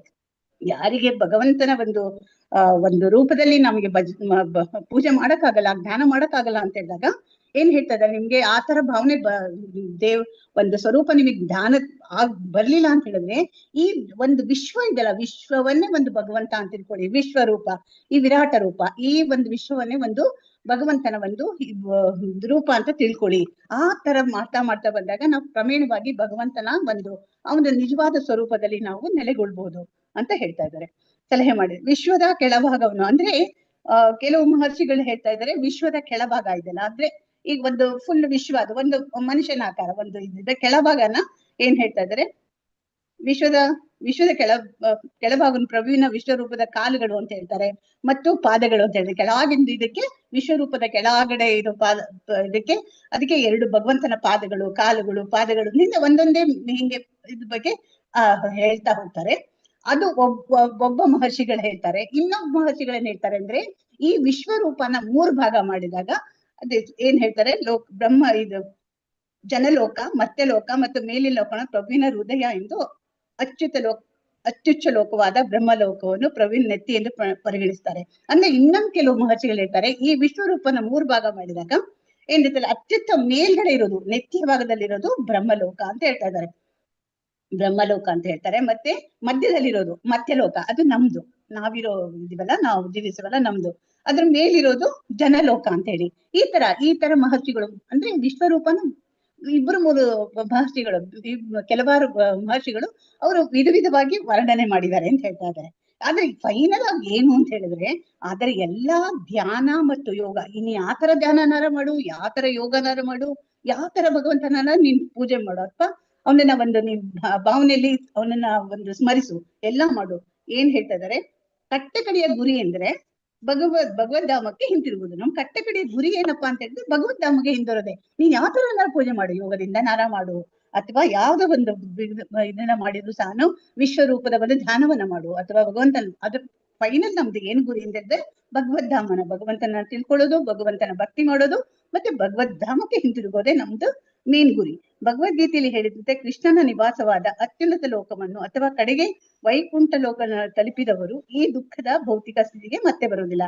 ಅಂದ್ರೆ ನಮ್ಗೆ ಗೊತ್ತಲ್ಲ, ಒಮ್ಮೆ ನಾವು ಭಗವಂತನ ಒಂದು ಲೋಕವನ್ನ ನಾವು ತಲುಪಿದ್ಮೇಲೆ, ಅಥವಾ ವೈಕುಂಠ ಲೋಕವನ್ನ ತಲುಪಿದ್ಮೇಲೆ ಈ ಭೌತಿಕ ಪ್ರಪಂಚದಿಂದ ನಾವು ಈ ಒಂದು ಸ್ಥಿತಿಯಿಂದ ಅಥವಾ ಈ ಕ್ಲೇಶಗಳು ಎಲ್ಲದಿಂದ ನಾವು ಬಿಡುಗಡೆಯನ್ನ ಪಡಿಲಿಕ್ಕೆ ಸಾಧ್ಯ ಅಂತ ಹೇಳ್ತಾ ಇದ್ದಾರೆ. ಆದ್ರಿಂದ ವೇದಗಳ ಸೂಚನೆಯಿಂದ, ಅದಕ್ಕೆ ವೇದಗಳು ಏನ್ ಹೇಳ್ತಾ ಇದ್ದಾರೆ ಅಂದ್ರೆ, ಮನುಷ್ಯನು ಎಲ್ಲಾ ಪ್ರಯತ್ನಗಳ ಕಟ್ಟಕಡೆಯ ಗುರಿ ವಿಷ್ಣುವಿನ ಚರಣ ಕಮಲಗಳಾಗಿರ್ಬೇಕು. ಅಂದ್ರೆ ವೇದಗಳು ಹೇಳ್ತಾ ಇದೆ, ಏನಪ್ಪ ಮನುಷ್ಯಂದು ಕಟ್ಟ ಕಡೆ ಗುಡಿ, ನೀನ್ ಯಾವ್ದಾರು ಪೂಜೆ ಮಾಡು, ಯಾವ್ದಾರ ಪೂಜೆ ಮಾಡು, ವಿರಾಟ ರೂಪ ಮಾಡು, ಯೋಗ ಪದ್ಧತಿಯಿಂದ ಇದ್ ಮಾಡು. ಫೈನಲ್ ಏನು ಅಂತ ಹೇಳಿದ್ರೆ ಭಗವಂತನ ಒಂದು ಚರಣ ಕಮಲಗಳಲ್ಲಿ ನಾವು ಶರಣಾಗ್ಬೇಕು. ಅದೇ ನಮ್ದು ಫೈನಲ್ ಗುರಿ ಅಂತ ಹೇಳ್ತಾ ಇದ್ದಾರೆ. ತದ್ವಿಷ್ಣು ಪರಂಪದಂ, ವಿಷ್ಣು ಲೋಕ ಅಥವಾ ಲೋಕಗಳು ಇರುವುದು ಎಲ್ಲಾ ಭೌತಿಕ ಲೋಕಗಳ ಮೇಲೆ ಅಂತ ಹೇಳ್ತಾ ಇದ್ದಾರೆ. ಅಂದ್ರೆ ವಿಷ್ಣು ಲೋಕ ಇದೆಲ್ಲ ಎಲ್ಲ ಈ ಭೌತಿಕ ಲೋಕದ ಮೇಲೆ ಇದೆ ಅಂತ ಹೇಳ್ತಾ ಇದ್ದಾರೆ. ಈ ವಿಷ್ಣು ಲೋಕಗಳಿಗೆ ಸನಾತನ ಧಾಮ ಎಂದು ಹೆಸರು. ಅಂದ್ರೆ ಇದು ಶಾಶ್ವತವಾದ ಧಾಮ. ಈ ವಿಷ್ಣು ಲೋಕಗಳಿದೆಲ್ಲ ಇವೆಲ್ಲ ಶಾಶ್ವತವಾದದ್ದು. ಅವು ಶಾಶ್ವತವಾದವು, ನಾಶವಾಗುವುದೇ ಇಲ್ಲ. ಅದು ಯಾವತ್ತೂ ನಮ್ದು ಪ್ರಳಯ ಆಗ್ಲಿ ಎಂತ ಆಗ್ಲಿ ಏನಾದ್ರೂ ಸಹ ಅದು ನಾಶ ಆಗೋದಿಲ್ಲ. ಈ ಭೌತಿಕ ಜಗತ್ತು ನಾಶವಾದಾಗಲೂ ಆಗುವುದಿಲ್ಲ. ಅಂದ್ರೆ ಯಾವಾಗ ನಮ್ಗೆ ಸಂಪೂರ್ಣ ಪ್ರಳಯ ಆಗುತ್ತಲ್ಲ, ಎಲ್ಲ ನಾಶವಾದಾಗೂ ಸಹ ಈ ವೈಕುಂಠ ಧಾಮ ಅಥವಾ ಭಗವಂತನ ಧಾಮ, ಗೋಲೋಕಧಾಮ ಅವೆಲ್ಲ ಇದೆಲ್ಲ ಅದು ಯಾವುದು ಸಹ ನಾಶ ಆಗೋದಿಲ್ಲ. ಇದರ ನಿರ್ಣಯವೆಂದರೆ ಮನುಷ್ಯನು ಪ್ರಭುವನ್ನು ಪೂಜಿಸಿ ದೇವೋತ್ತಮನ ಬಳಿಗೆ ಹಿಂತಿರುಗದಿದ್ದರೆ ಅವನು ಮನುಷ್ಯನ ಬಾಳಿನ ಮುಖ್ಯ ಉದ್ದೇಶವನ್ನು ಸಾಧಿಸುವುದಲ್ಲಿ ವಿಫಲನಾಗಿದ್ದಾನೆ ಎಂದು ಅರ್ಥ ಮಾಡಿಕೊಳ್ಳಬೇಕು.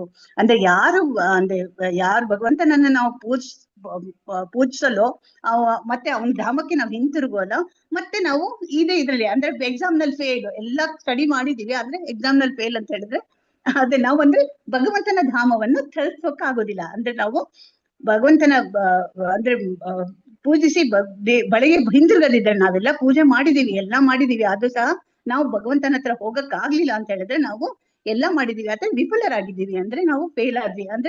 ಅಂದ್ರೆ ಮತ್ತೆ ಈ ಒಂದು ಭೌತಿಕ ಇದರಲ್ಲಿ ಮತ್ತೆ ಜನ್ಮವನ್ನ ತಾಳ್ತಾ ಹೋಗ್ತೀವಿ ಅಂತ ಹೇಳ್ತಾ ಇದ್ದಾರೆ. ವೇದದ ಸಾಕಾರ ರೂಪಗಳು ಪ್ರಭುವಿಗೆ ಮಾಡಿದ ಮುಂದಿನ ಪ್ರಾರ್ಥನೆಯು ಅವನು ಬೇರೆ ಬೇರೆ ಜೀವವರ್ಗಗಳನ್ನು ಪ್ರವೇಶಿಸಲಿಕ್ಕೆ ಸಂಬಂಧಿಸಿದ್ದು ಅಂತ ಹೇಳ್ತಾ ಇದ್ದಾರೆ.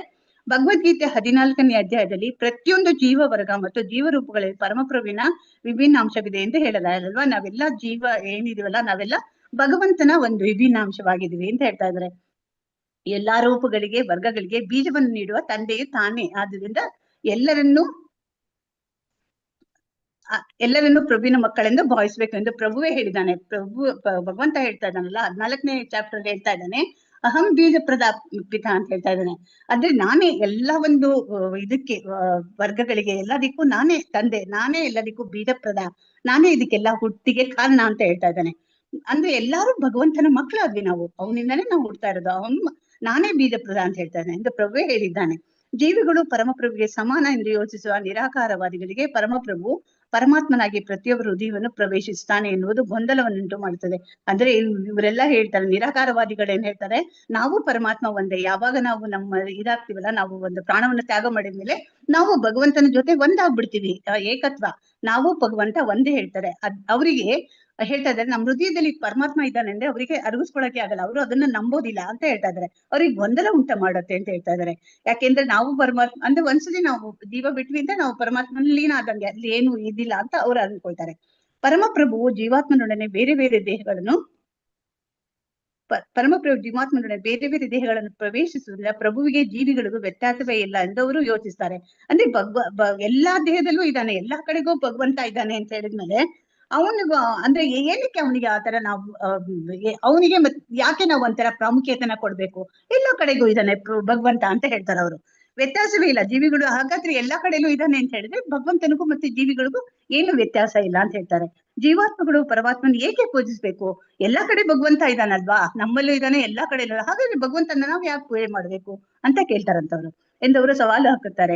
ಅವರ ಅಭಿಪ್ರಾಯದಲ್ಲಿ ಪರಮಾತ್ಮನು ಜೀವಾತ್ಮನು ಒಂದೇ ತರದಲ್ಲಿ, ಅವ್ರ ಪ್ರಕಾರ ಪರಮಾತ್ಮ ಜೀವಾತ್ಮ ಎರಡು ಒಂದೇ ಅಂತ ಹೇಳ್ತಾರೆ. ಅಂದ್ರೆ ಜೀವ ಒಂದ್ಸತಿ ಹೋಯ್ತು ಅಂತ ಹೇಳಿದ್ರೆ ಅವರು ಪರಮಾತ್ಮನಲ್ಲಿ ಸೇರ್ಕೊಂಡ್ಬಿಡ್ತೀವಿ ನಾವು ಅಂತ ಹೇಳ್ತಾ ಇದ್ದಾರೆ ಅವರೆಲ್ಲ. ಅದು ಅದ್ವೈತವಾದಿಗಳು ಅವರು. ಅಂದ್ರೆ ಒಂದೇ ಪರಮಾತ್ಮ ಮತ್ತೆ ಜೀವಾತ್ಮ ಒಂದೇ ಅಂತ ಹೇಳೋದು.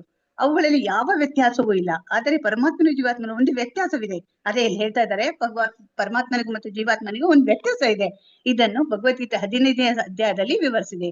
ಅಲ್ಲಿ ಪ್ರಭುವು ತಾನು ಜೀವಿಯೊಡನೆ ಒಂದೇ ದೇಹದಲ್ಲಿದ್ದರೂ ತನ್ನದು ಮೇಲಿನ ಸ್ಥಾನ ಎಂದು ಹೇಳುತ್ತಾನೆ. ಅಂದ್ರೆ ನಿಮಗೆ 15ನೇ ಅಧ್ಯಾಯದಲ್ಲಿ ಭಗವಂತ ಹೇಳ್ತಾ ಇದ್ದಾನೆ, ನಾನ್ ಅಂದ್ರೆ ಪರಮಾತ್ಮ ನಮ್ ದೇಹದೊಳಗಿದ್ದಾನೆ, ಆತ್ಮನೂ ಇದೆ, ಪರಮಾತ್ಮನೂ ಇದ್ದಾನೆ. ಆದ್ರೆ ಹೇಳ್ತಾ ಇದ್ದಾನೆ, ಪರಮಾತ್ಮ ನಾನು ಒಂದ್ ಕೈ ಮೇಲು, ನಾನು ಅದರಿಂದ ಅಂದ್ರೆ ನನ್ನ ಮೇಲಿನ ಸ್ಥಾನ ಅಂತ ಹೇಳ್ತಾ ಇದ್ದಾನೆ ಅಲ್ವಾ. ಇಲ್ಲಿ ಹೇಳ್ತಾರಲ್ಲ, ಇದ್ರಲ್ಲಿ 2 ಹಕ್ಕಿಗಳು ಒಂದು ಕೊಂಬೆಯಲ್ಲಿ ಕೂತ್ಕೊಂಡಿದೆ ನಮ್ಮ ಹೃದಯದಲ್ಲಿ, ಅದು ಒಂದು ಆತ್ಮ, ಅದು ಆತ್ಮ ಮತ್ತೆ ಪರಮಾತ್ಮ ಇಬ್ರು ನಾವಿದೆ. ಆದ್ರೆ ಪರಮಾತ್ಮನಿಗೆ ಒಳ್ಳೆತನ, ಪರಮಾತ್ಮ ಏನ್ ಮಾಡ್ತಾನೆ, ಅಲ್ಲಿ ಕೂತ್ಕೊಂಡು ಪ್ರತಿಯೊಂದು ನಾವು ಮಾಡುವ ಪ್ರತಿಯೊಂದು ಕ್ರಿಯೆಯನ್ನು ಹನುಮಂತ ಉಪದೃಷ್ಟ ಹನುಮಂತ ಅದು ನಾವು ಮಾಡುವ ಇದನ್ನು ನೋಡ್ತಾ ಇರುತ್ತೆ, ಮತ್ತೆ ಅದಕ್ಕೆ ಕ್ರಿಯೆಗೆ ಒಂದು ರೆಸ್ಪಾಂಡ್ ಕೊಡ್ತಾ ಇರುತ್ತೆ, ಮತ್ತೆ ಅದೆಲ್ಲ ಒಂದು ಲೆಕ್ಕವನ್ನು ಇಟ್ಕೊಳ್ತಾ ಕೂತಿರ್ತಾನೆ ಪರಮಾತ್ಮ. ಈ ತರ ಮತ್ತೆ ನಮ್ಗೆ ಮಾಡುವ ಪ್ರತಿಯೊಂದು ಕಾರ್ಯಕ್ಕೂ ಅವನು ನಮ್ಗೆ ಸಲಹೆಯನ್ನು ಕೊಡ್ತಾ ಇರ್ತಾನೆ. ನೀವ್ ಮಾಡ್ಬೇಡ, ನಾವು ಹೇಳ್ತೀವಲ್ಲ ಮನಸ್ಸಾಕ್ಷಿ ಅಂತ, ಅಂದ್ರೆ ಮನಸ್ಸೊಳಗೆ ಕೂತ್ಕೊಂಡು ಭಗವಂತ ನೀ ತಪ್ಪು ಮಾಡ್ತಾ ಇದ್ರೆ ಹೇಳ್ತಾನೆ ಮಾಡ್ಬೇಡ ಇದು ಅಂತ. ಆ ತರ ಮನಸ್ಸಾಕ್ಷಿಯಾಗಿ ಒಳಗಡೆ ಅಂದ್ರೆ ನಮ್ ಗುರುಸ್ಥಾನದಲ್ಲಿ ಇರ್ತಾನೆ, ಚೈತ್ಯ ಗುರು ಅಂತ ಹೇಳ್ತಾರೆ. ಇದ್ರಲ್ಲಿ ನಮ್ಗೆ ನಮ್ಮ ಹೃದಯದಲ್ಲಿ ಇರ್ತಾನೆ ಪರಮಾತ್ಮ. ಅವನು ಒಳಗಿನಿಂದ ಜೀವಾತ್ಮಕ್ಕೆ ಆದೇಶವನ್ನು ಅಥವಾ ಬುದ್ಧಿಶಕ್ತಿಯನ್ನು ಕೊಡ್ತಾನೆ. ಅವನು ಬುದ್ಧಿಶಕ್ತಿ ಕೊಡ್ತಾ ಇರ್ತಾನೆ, ಆದ್ರೆ ನಾವು ಕೇಳಿಸ್ಕೊಳಕ್ ರೆಡಿ ಇಲ್ಲ. ಮತ್ತೆ ಜೀವಾತ್ಮಕ್ಕೆ ಪ್ರಭು ಬುದ್ಧಿಶಕ್ತಿಯನ್ನು ಕೊಡುತ್ತಾನೆ ಮತ್ತು ಸ್ಮರಣೆ ಮತ್ತು ವಿಸ್ಮರಣೆ ಎರಡಕ್ಕೂ ಪರಮಾತ್ಮನ ಪ್ರಭಾವ ಕಾರಣ ಎಂದು ಗೀತೆಯಲ್ಲಿ ಸ್ಪಷ್ಟವಾಗಿ ಹೇಳಿದೆ. ಅವನು ನಮ್ಗೆ ಸ್ಮರಣೆ ಅಂದ್ರೆ ಹೃದಯ ಸನ್ನಿವಿಷ್ಟ ಮತ್ತ ಸ್ಮೃತಿ ಜ್ಞಾನಂ ಅಪೋಹನಂಚ, ಅಂದ್ರೆ ನಮ್ಗೆ ಭಗವಂತ ನಮ್ಮ ಹೃದಯದಲ್ಲಿದ್ದು ಚೈತ್ಯ ಗುರುವಾಗಿ ನಮ್ಗೆ ಪ್ರತಿಯೊಂದು ಇದಕ್ಕೂ ನಮ್ಗೆ ಸ್ಮೃತಿ ಮತ್ತೆ ಒಂದು ಮರವು ಪ್ರತಿಯೊಂದು ಇದಕ್ಕೂ ಅವನು ನಮ್ಗೆ ಇದು ಕೊಡ್ತಾ ಇರ್ತಾನೆ. ಎಲ್ಲದಕ್ಕೂ ಕಾರಣ ಅವನೇನೆ, ಮತ್ತೆ ಡೈರೆಕ್ಷನ್ ಕೊಡ್ತಾ ಇರ್ತಾನೆ. ಬಟ್ ನಾವು ಅದನ್ನ ಕೇಳೋದಿಲ್ಲ. ಪರಮಾತ್ಮನ ಅನುಮತಿ ಇಲ್ಲದೆ ಸ್ವತಂತ್ರವಾಗಿ ಯಾರು ಇದನ್ನು ಮಾಡಲಾರರು. ಅಂದ್ರೆ ಏನು ನಾವು ಕಾರ್ಯಗಳನ್ನು ಮಾಡ್ಬೇಕಾದ್ರೆ ನಾವು ಇಚ್ಛೆ ಪಡ್ಬೋದಷ್ಟೇ, ಆತ್ಮ ಇಚ್ಛೆ ಪಡ್ಬೋದು, ಆದ್ರೆ ಅದನ್ನ ಸ್ಯಾಂಕ್ಷನ್ ಮಾಡೋನು, ನಮ್ಮ ಇಚ್ಛೆನ ಸ್ಯಾಂಕ್ಷನ್ ಮಾಡೋನು ಪರಮಾತ್ಮ ಪ್ರತಿಯೊಂದನ್ನು ನೋಡ್ತಾ ಇರ್ತಾನೆ ನಮ್ಮ ಹೃದಯದಲ್ಲಿ ಕೂತು. ಆದ್ರಿಂದ ಪ್ರಭು ನೆನಪು ಕೊಟ್ಟಂತೆ ಜೀವಾತ್ಮ ತನ್ನ ಹಿಂದಿನ ಕರ್ಮಕ್ಕನುಗುಣವಾಗಿ ನಡೆದುಕೊಳ್ಳುತ್ತಾನೆ. ಅದೇ ತರ ನಮ್ಮ ನೆನಪಿನ ಪ್ರಕಾರ ಅಂದ್ರೆ ಯಾವ ತರ ಕೊಡ್ತಾನೆ ಅದ್ರ ಪ್ರಕಾರ ನಾವು ಅಂದ್ರೆ ಹಿಂದಿನ ಕರ್ಮಕ್ಕೆ ಅನುಗುಣವಾಗಿ ನಡೆದುಕೊಳ್ತಾನೆ ಅಂತ. ಜೀವಾತ್ಮ ಇದನ್ನೆಲ್ಲ ತನ್ನ ಕರ್ಮಕ್ಕೆ ಅನುಗುಣವಾಗಿ ನಡ್ಕೊಳ್ತಾನಂತೆ. ಮರೆಯುವುದು ಜೀವಾತ್ಮದ ಸ್ವಭಾವ. ಮರುವು ಅದೇ ಭಗವಂತನ ಎಲ್ಲಾನು ಮರುವು ಸಹ ಕೊಡ್ತಾ ಇರೋನು ಭಗವಂತನೇ. ಆದರೆ ಒಳಗೆ ಪರಮಾತ್ಮನ ಅಸ್ತಿತ್ವವನ್ನ ಹಿಂದಿನ ಜನ್ಮದಲ್ಲಿ ಏನು ಮಾಡಲು ಬಯಸಿದ್ದ ಎನ್ನುವುದನ್ನು ನೆನಪಿಗೆ ತರುತ್ತದೆ. ಅಂದ್ರೆ ಅದು ಜ್ಞಾಪಿಸ್ಕೊಡುತ್ತಂತೆ, ನೀನೇನ್ ಮಾಡ್ಬೇಕು ಅಂತ ಹಿಂದಿನ ಜನ್ಮದಲ್ಲಿ ಅನ್ಕೊಂಡಿದ್ದೆ, ಹಾಗೆ ಇದೆಲ್ಲ ಕೊಡುತ್ತೆ. ಆದ್ರೆ ನಾವು ಅದನ್ನ ಲಕ್ಷ್ಯ ಕೊಡೋದಿಲ್ಲ. ಜೀವಾತ್ಮ ಬುದ್ಧಿಯು ಸೌದೆ ಹುಳುಗಿನ ಬೆಂಕಿಯಂತೆ ಕಾಣಿಸಿಕೊಳ್ಳುತ್ತೆ. ಬೆಂಕಿಯು ಯಾವಾಗಲೂ ಬೆಂಕಿಯೇ, ಆದ್ರೆ ಸೌದೆಯ ಗಾತ್ರಕ್ಕೆ ಅನುಗುಣವಾದ ಗಾತ್ರದಲ್ಲಿ ಇದು ಕಾಣಿಸಿಕೊಳ್ಳುತ್ತದೆ. ಹಾಗೆ ಜೀವಾತ್ಮವು ಗುಣಾತ್ಮವಾಗಿ ಪ್ರಭುವಿನಲ್ಲಿ ಒಂದಾಗಿದ್ದರು ತನ್ನ ಆಗಿನ ದೇಹದ ಅಂದ್ರೆ ಸೌದೆಯ ಗಾತ್ರಕ್ಕೆ ಸೌದೆ ಹೇಗಿರ್ತೋ ಅದೇ ತರ ಬೆಂಕಿ ಬರುತ್ತೆ ಅಂತ ಹೇಳ್ತಾರೆ. ಆದ್ರೆ ಹೇಳ್ತಾ ಇದ್ದಾರೆ, ನಾವು ಹಿಂದಿಂದೆಲ್ಲ ನಮ್ಗೆ ಇದು ಅವನು ಜ್ಞಾಪಕ ಶಕ್ತಿಯನ್ನು ಕೊಟ್ಟರು ಸಹ ನಾವು ಅದನ್ನ ಲೆಕ್ಕಕ್ಕೆ ತಗೊಳ್ಳಲ್ಲ. ಯಾಕೆಂದ್ರೆ ನಾವ್ ಈಗ ಏನು ಜೀವ ಪಡ್ಕೊಂಡಿದ್ವಲ್ಲ, ಈ ಒಂದು ದೇಹ ಪಡ್ಕೊಂಡಿದ್ವಲ್ಲ, ಅದಕ್ಕೆ ಅನುಗುಣವಾಗಿ ನಾವು ನಡ್ಕೊಳ್ತಾ ಇರ್ತೀವಿ ಅಂತ ಹೇಳ್ತಾ ಇದ್ದಾರೆ. ಅಂದ್ರೆ ಹೇಗೆ ಸೌದೆ ಇದೆಯಲ್ಲ ಅದೇ ತರ, ಹಾಗೆ ನಾವು ಈಗ ಏನು ದೇಹವನ್ನ ಪಡ್ಕೊಂಡಿದ್ವಲ್ಲ ಅದ್ರ ಪ್ರಕಾರ ನಾವು ನಡ್ಕೊಳ್ತೀವಿ, ಅನುಗುಣವಾಗಿ ಅವನು ಪ್ರಕಟಗೊಳ್ಳುತ್ತಾನೆ. ಹಾಗೆ ದೇಹದ ಮಿತಿಗಳ ಈಗೇನ್ ನಮ್ ದೇಹ ಇದೆಯಲ್ಲ ಅದು ಒಂದು ಗುಣಾತ್ಮಕವಾಗಿ ಯಾವ ಒಂದು ಇದರಿಂದ ನಾವು ಅಲ್ಲಿ ಒಂದು ದೇಹವನ್ನು ಪಡ್ಕೊಂಡಿದ್ದೆ ಅದ್ರ ಪ್ರಕಾರ ನಡ್ಕೊಳ್ತಾ ಇರುತ್ತೆ. ಅದು ಭಗವಂತನ ಒಂದು ಮಾತನ್ನ ಕೇಳೋದಿಲ್ಲ ಅಂತ ಹೇಳ್ತಾ ಇದ್ದಾರೆ. ಹರೇ ಕೃಷ್ಣ ಮಾತಾಜಿ. ಕೃಷ್ಣ ಮಾತಾಜಿ. ಹರೇ ಕೃಷ್ಣ ಮಾತಾಜಿ. ಗಾಯತ್ರಿ ಮಾತಾಜಿ ಓದಿ. ಹರೇ ಕೃಷ್ಣ ಮಾತಾಜಿ. ಪರಮಪ್ರಭುವು ಅಥವಾ ಪರಮಾತ್ಮನು ಏಕರಸ ಎಂದು ಹೇಳಲಾಗಿದೆ. ಏಕೆ ಎಂದರೆ ಒಂದು, ರಸ ಎಂದರೆ ರುಚಿ. ಪರಮಪ್ರಭು ಏಕ ಎಂದರೆ ಒಂದು, ರಸ ಎಂದರೆ ರುಚಿ. ಪರಮಪ್ರಭುವಿನ ದಿವ್ಯ ಸ್ಥಾನವು ಅನಂತ, ಆನಂದ ಮತ್ತು ಪೂರ್ಣ ಜ್ಞಾನದ ಸ್ಥಾನ. ಅವನ ಪ್ರತಿಯೊಂದು ಬಿಡಿ ದೇಹದಲ್ಲಿ ಸಾಕ್ಷಿಯಾದಾಗ ಅಥವಾ ಜೀವಾತ್ಮಕ್ಕೆ ಬೋಧಕನಾದಾಗ ಅವನ ಏಕರಸವು ಸ್ವಲ್ಪವೂ ಬದಲಾಗುವುದಿಲ್ಲ. ಬ್ರಹ್ಮನಿಂದ ಹಿಡಿದು ಇರುವೆಯವರೆಗೆ ಜೀವಾತ್ಮವು ತನ್ನ ಆಗಿನ ದೇಹಕ್ಕನುಗುಣವಾಗಿ ಆಧ್ಯಾತ್ಮಿಕ ಶಕ್ತಿಯನ್ನು ತೋರುತ್ತದೆ.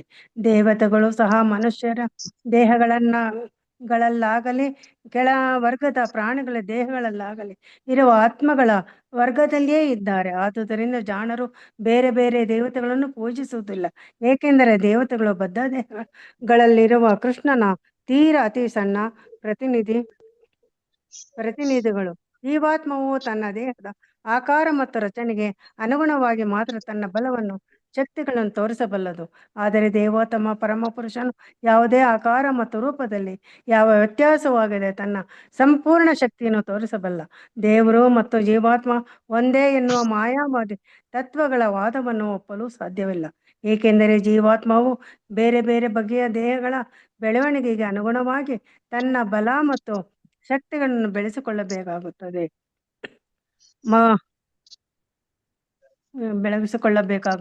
ಒಂದು ಶಿಶುವಿನ ದೇಹದಲ್ಲಿರುವ ಜೀವಾತ್ಮವು ವಯಸ್ಕನ ಪೂರ್ಣ ಬಲವನ್ನು ಶಕ್ತಿಯನ್ನು ತೋರಿಸಲಾರದು.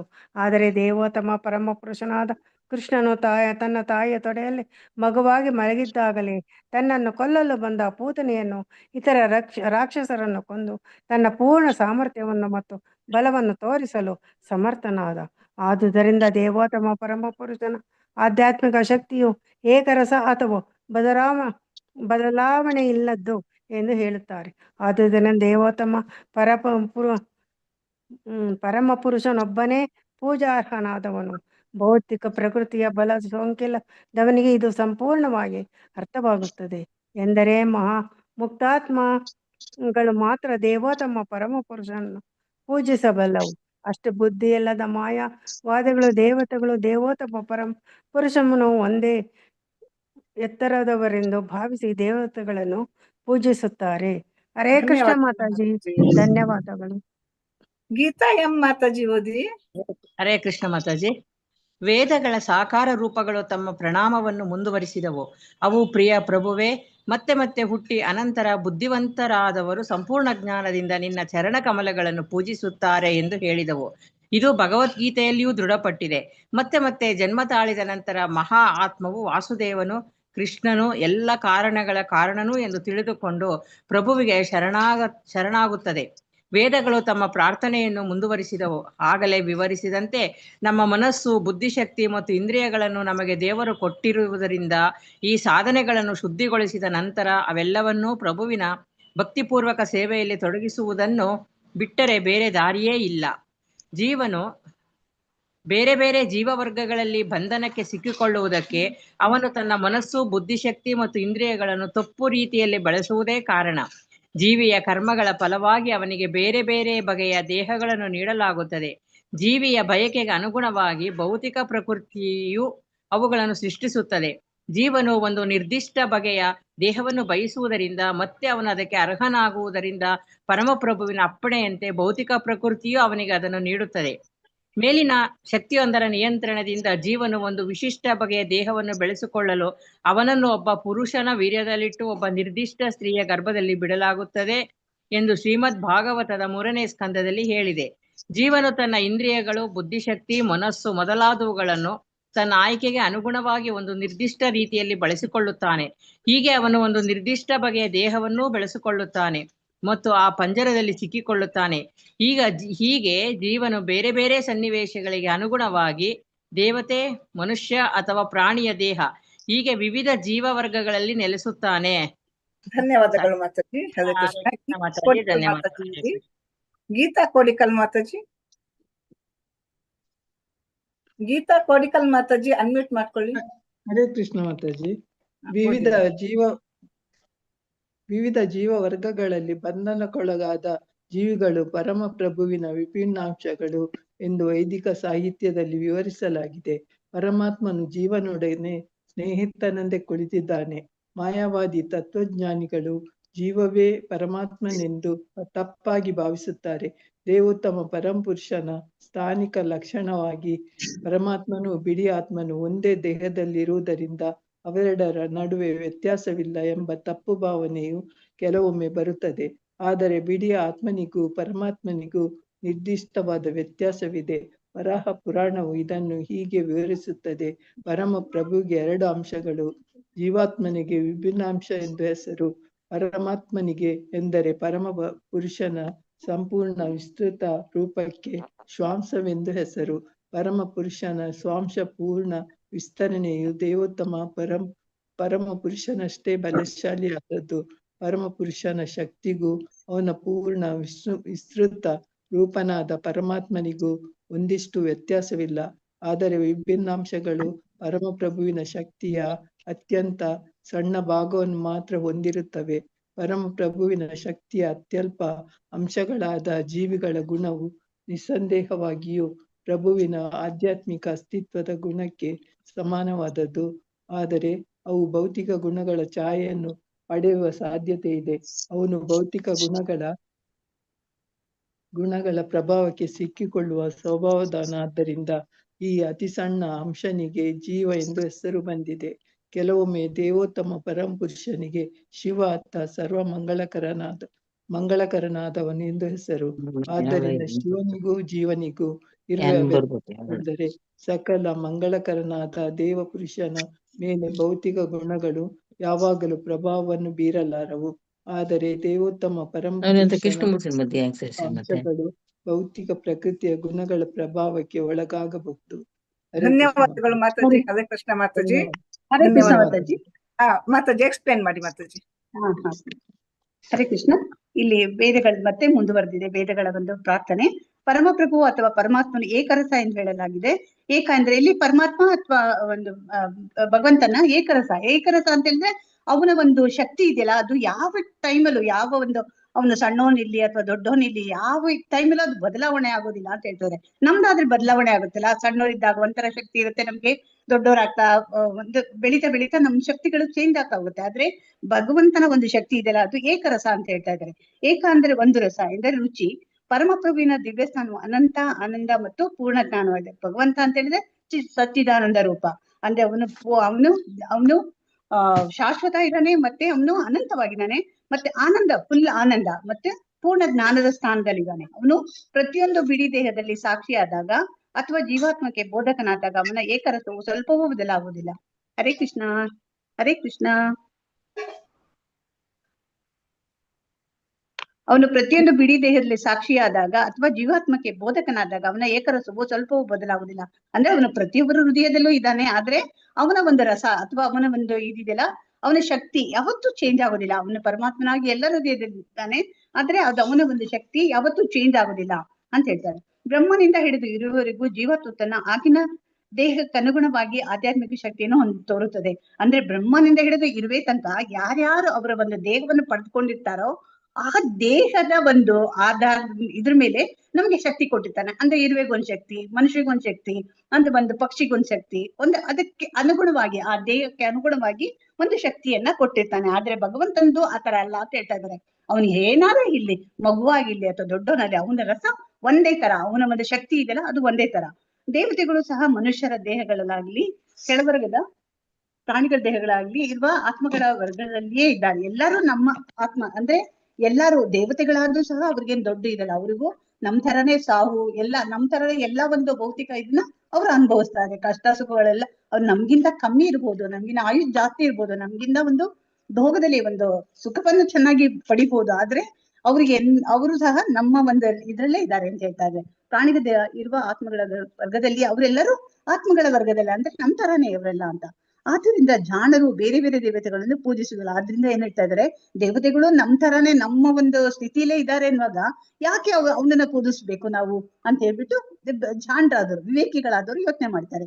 ಯಾಕೆಂದ್ರೆ ದೇವತೆಗಳು ಬದ್ಧ ದೇಹಗಳಲ್ಲಿರುವ ಕೃಷ್ಣನ ತೀರ ಅತಿ ಸಣ್ಣ ಪ್ರತಿನಿಧಿಗಳು. ಅಂದ್ರೆ ಯಾವ ದೇವತೆಗಳು ಸಹ ಭಗವಂತನ ಒಂದು ದೇಹದ ಅಣುಗಳೇ. ಅವರು ಸಹ ಎಲ್ಲರೂ ನಾವು ಭಗವಂತನಿಂದ ಬಂದ ಅಣುಗಳು, ಅವನಿಂದ ಬಂದಿರೋ ಪಾರ್ಟ್ ಅಂಡ್ ಪಾರ್ಸಲ್ ನಾವು. ಜೀವಾತ್ಮ ತನ್ನ ದೇಹದ ಆಕಾರ ಮತ್ತು ರಚನೆಗೆ ಅನುಗುಣವಾಗಿ ಮಾತ್ರ ತನ್ನ ಬಲವನ್ನು ಶಕ್ತಿಗಳನ್ನು ತೋರಿಸಬಲ್ಲನು. ನಾವೆಲ್ಲ ಏನ್ ಜೀವಾತ್ಮರಿದೀವಲ್ಲ, ನಾವು ಜೀವಿಗಳು, ನಮ್ಮ ಒಂದು ಆಕಾರ, ನಮ್ಮ ಒಂದು ದೇಹದ ರಚನೆಯ ಪ್ರಕಾರ ನಮ್ಮ ಶಕ್ತಿಗಳನ್ನ ನಾವು ತೋರ್ಸಕ್ ಸಾಧ್ಯ. ಆದರೆ ದೇವೋತ್ತಮ ಪರಮಕೃಷ್ಣನು ಯಾವುದೇ ಆಕಾರ ಮತ್ತೆ ಯಾವುದೇ ರೂಪದಲ್ಲಿ ಯಾವ ವ್ಯತ್ಯಾಸವೂ ಆಗದೆ ತನ್ನ ಪೂರ್ಣ ಶಕ್ತಿಯನ್ನು ತೋರಿಸಬಲ್ಲ. ಆದ್ರೆ ಭಗವಂತ ಆ ತರ ಅಲ್ಲ. ಅವನು ಹೇಗ ಇಲ್ಲಿ ಸಣ್ಣವನಿಲ್ಲಿ ದೊಡ್ಡವನಿಲ್ಲಿ ಯಾವ ತರ ಇಲ್ಲಿ ಯಾವ ಒಂದು ದೇವರ ಒಂದು ಅವತಾರಗಳ ಅದೆಲ್ಲ ಶಕ್ತಿ ಒಂದೇ ತರಾನೇ ಇರುತ್ತೆ. ದೇವರು ಮತ್ತು ಜೀವಾತ್ಮ ಒಂದೇ ಎನ್ನುವ ಮಾಯಾವಾದಿ ತತ್ವವಾದವನ್ನು ಒಪ್ಪಲು ಸಾಧ್ಯವಿಲ್ಲ. ಅಂದ್ರೆ ದೇವ್ರು ಮತ್ತೆ ಆತ್ಮ ಮತ್ತೆ ಪರಮಾತ್ಮ, ದೇವ್ರು ಮತ್ತೆ ಜೀವಾತ್ಮ ಎರಡೂ ಒಂದೇ ಅಂತ ಹೇಳ್ತಾರಲ್ಲ ಈ ಮಾಯಾವಾದಿಗಳು, ಅವರ ತತ್ವ ಇಲ್ಲಿ ಅದು ಸರಿಯಲ್ಲ ಅಂತ ಹೇಳ್ತಾ ಇದ್ದಾರೆ. ಏಕೆಂದರೆ ಜೀವಾತ್ಮವು ಬೇರೆ ಬೇರೆ ಬಗೆಯ ದೇಹಗಳ ಬೆಳವಣಿಗೆ ಅನುಗುಣವಾಗಿ ತನ್ನ ಬಲ ಮತ್ತು ಶಕ್ತಿಗಳನ್ನು ಬೆಳೆಸಿಕೊಳ್ಳಲಾಗುತ್ತದೆ.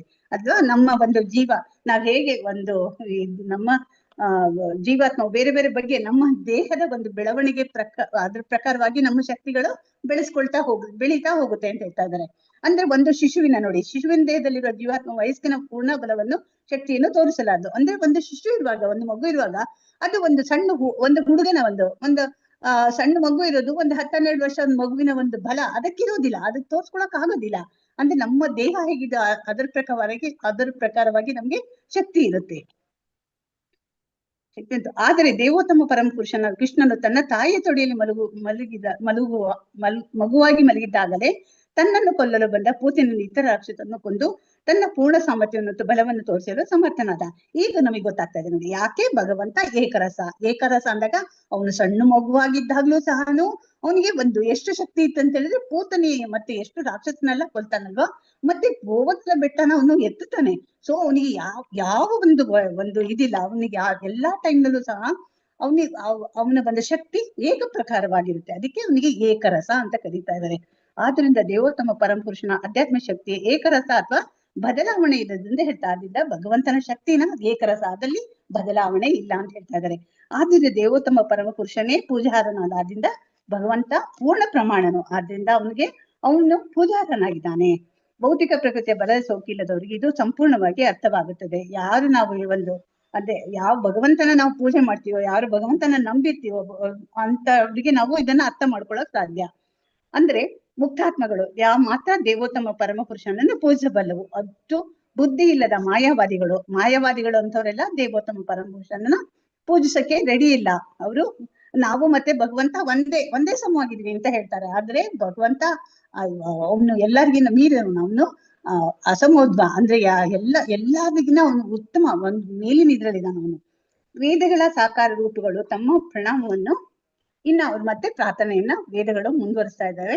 ಪ್ರಿಯ ಪ್ರಭುವೆ, ಮತ್ತೆ ಹುಟ್ಟಿ ಅನಂತರ ಬುದ್ಧಿವಂತರಾದವರು ಸಂಪೂರ್ಣ ಜ್ಞಾನದಿಂದ ಚನ್ನಕಮಲಗಳನ್ನು ಪೂಜಿಸ್ತಾರೆ. ಅಂದ್ರೆ ಹಲವಾರು ಜನ್ಮಗಳನ್ನ, ಬಹುನಾಮ್ ಜನ್ಮನಂತೆ ಹಲವಾರು ಜನ್ಮಗಳನ್ನ ಪಡೆದು ಈ ನಿನ್ನ ಒಂದು ಇದನ್ನ ನಿನ್ನನ್ನು ಅರ್ಥ ಮಾಡ್ಕೊಂಡು ನಿನ್ನ ಬಂದು ಚರಣಕಮಲಿಗೆ ಶರಣಾಗ್ತಾರೆ ಅಂತ ಹೇಳ್ತಾ ಇದ್ದಾರೆ. ಇದು ಭಗವದ್ಗೀತೆಯಲ್ಲಿ ದೃಢಪಟ್ಟಿದೆ. ಮತ್ತೆ ಜನ್ಮ ತಾಳಿದ ನಂತರ ಮಹಾ ಆತ್ಮವು ವಾಸುದೇವನು ಕೃಷ್ಣನು ಎಲ್ಲಾ ಕಾರಣಗಳ ಕಾರಣ ಅಂದ್ರೆ ಹಲವಾರು ಜನ್ಮಗಳನ್ನ ಎತ್ತಿದ ನಂತರ ನಮ್ಗೆ ವಾಸುದೇವನೇ ಅವನೇ ಎಲ್ಲದಕ್ಕೂ ಮೂಲ ಅಂತ ಗೊತ್ತಾದಾಗ ಭಗವಂತನಿಗೆ ಶರಣಾಗ್ತಾರೆ.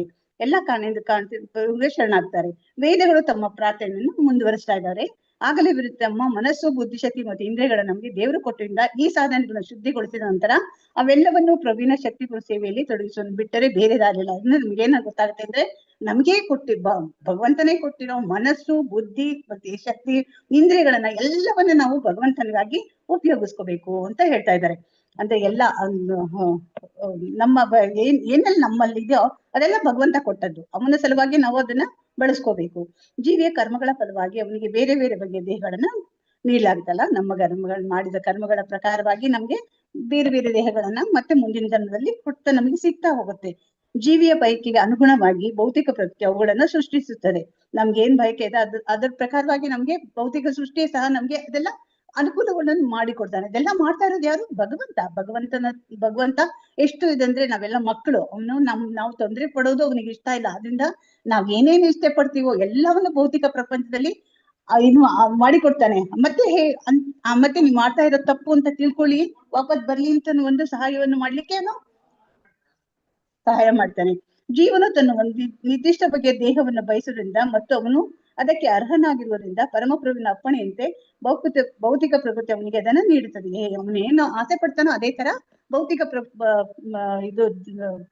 ಪ್ರಪಂಚವು ನಮ್ಗೆ ನಮ್ಮ ದೇಹವನ್ನು ಕಾಪಾಡಿಕೊಟ್ಟು ಎಲ್ಲಾ ಅನುಕೂಲಗಳನ್ನು ಮಾಡಿಕೊಡ್ತಾನೆ ಭಗವಂತ. ಮೇಲಿನ ಶಕ್ತಿಯೊಂದರ ನಿಯಂತ್ರಣದಿಂದ ಜೀವನ ಒಂದು ವಿಶಿಷ್ಟ ಬಗೆಯ ದೇಹವನ್ನ ಬೆಳೆಸಿಕೊಳ್ಳಲು ಅವನನ್ನು ಒಬ್ಬ ಪುರುಷನ ವಿರುದ್ಧದಲ್ಲಿ ಹೇಗೆ ಮನುಷ್ಯ ಹುಡ್ತಾನೆ ಅಂತ ಹೇಳ್ತಾ ಇದ್ದಾರೆ. ಅಂದ್ರೆ ನಮ್ಮ ಒಂದು ಆಸೆಗಳನ್ನ ಎಲ್ಲ ಮುಗಿಸ್ಕೊಳ್ಳೋ ಬಗೆಯ ಒಂದು ದೇಹವನ್ನು ಬೆಳೆಸಿಕೊಳ್ಳೋ, ಅಂದ್ರೆ ನಾವು ಇಷ್ಟಪಟ್ಟಂತೆ ಒಂದು ದೇಹವನ್ನು ಬೆಳೆಸಿಕೊಳ್ಳೋಕೋಸ್ಕರ ನಾವು ಹೇಗೆ ಮತ್ತೆ ಜನ್ಮಗಳನ್ನ ತಾಳ್ತಾ ಇರ್ತೀವಿ ಅಂತ ಹೇಳಿದ್ದಾರೆ ಇಲ್ಲಿ. ಜೀವನು ತನ್ನ ಇಂದ್ರಿಯಗಳು, ಬುದ್ಧಿಶಕ್ತಿ, ಮನಸ್ಸು ಮೊದಲಾದ ತನ್ನ ಆಯ್ಕೆಗೆ ಅನುಗುಣವಾಗಿ ಒಂದು ನಿರ್ದಿಷ್ಟ ರೀತಿಯಲ್ಲಿ ಬೆಳೆಸಿಕೊಳ್ಳುತ್ತಾನೆ. ಹೀಗೆ ಅವನು ಒಂದು ನಿರ್ದಿಷ್ಟ ಬಗೆಯ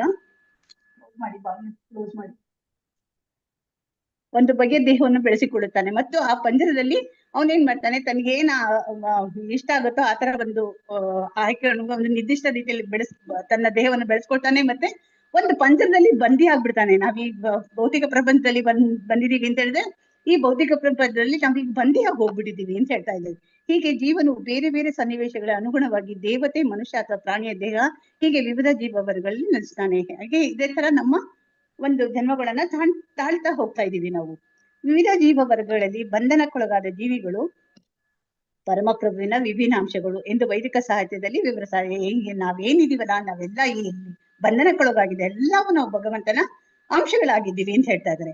ಪರಮಾತ್ಮನು ಜೀವನೊಡನೆ ಸ್ನೇಹಿತನಂತೆ ಕುಳಿತಿದ್ದಾನೆ. ಭಗವಂತ ನಮ್ ಜೊತೆಲಿ ಆತ್ಮ ಜೊತೆ ನಮ್ಮ ಒಳಗಡೆ ಅವನು ಸ್ನೇಹಿತನಂತೆ, ಅವನು ಹೇಳ್ತಾನೆ ಸುಹೃದಂ, ನಮ್ಮ ಒಂದು ಫ್ರೆಂಡ್ ಆಗಿ ಅವನು ಒಳಗಡೆ ಕೂತ್ಕೊಂಡಿದ್ದಾನೆ.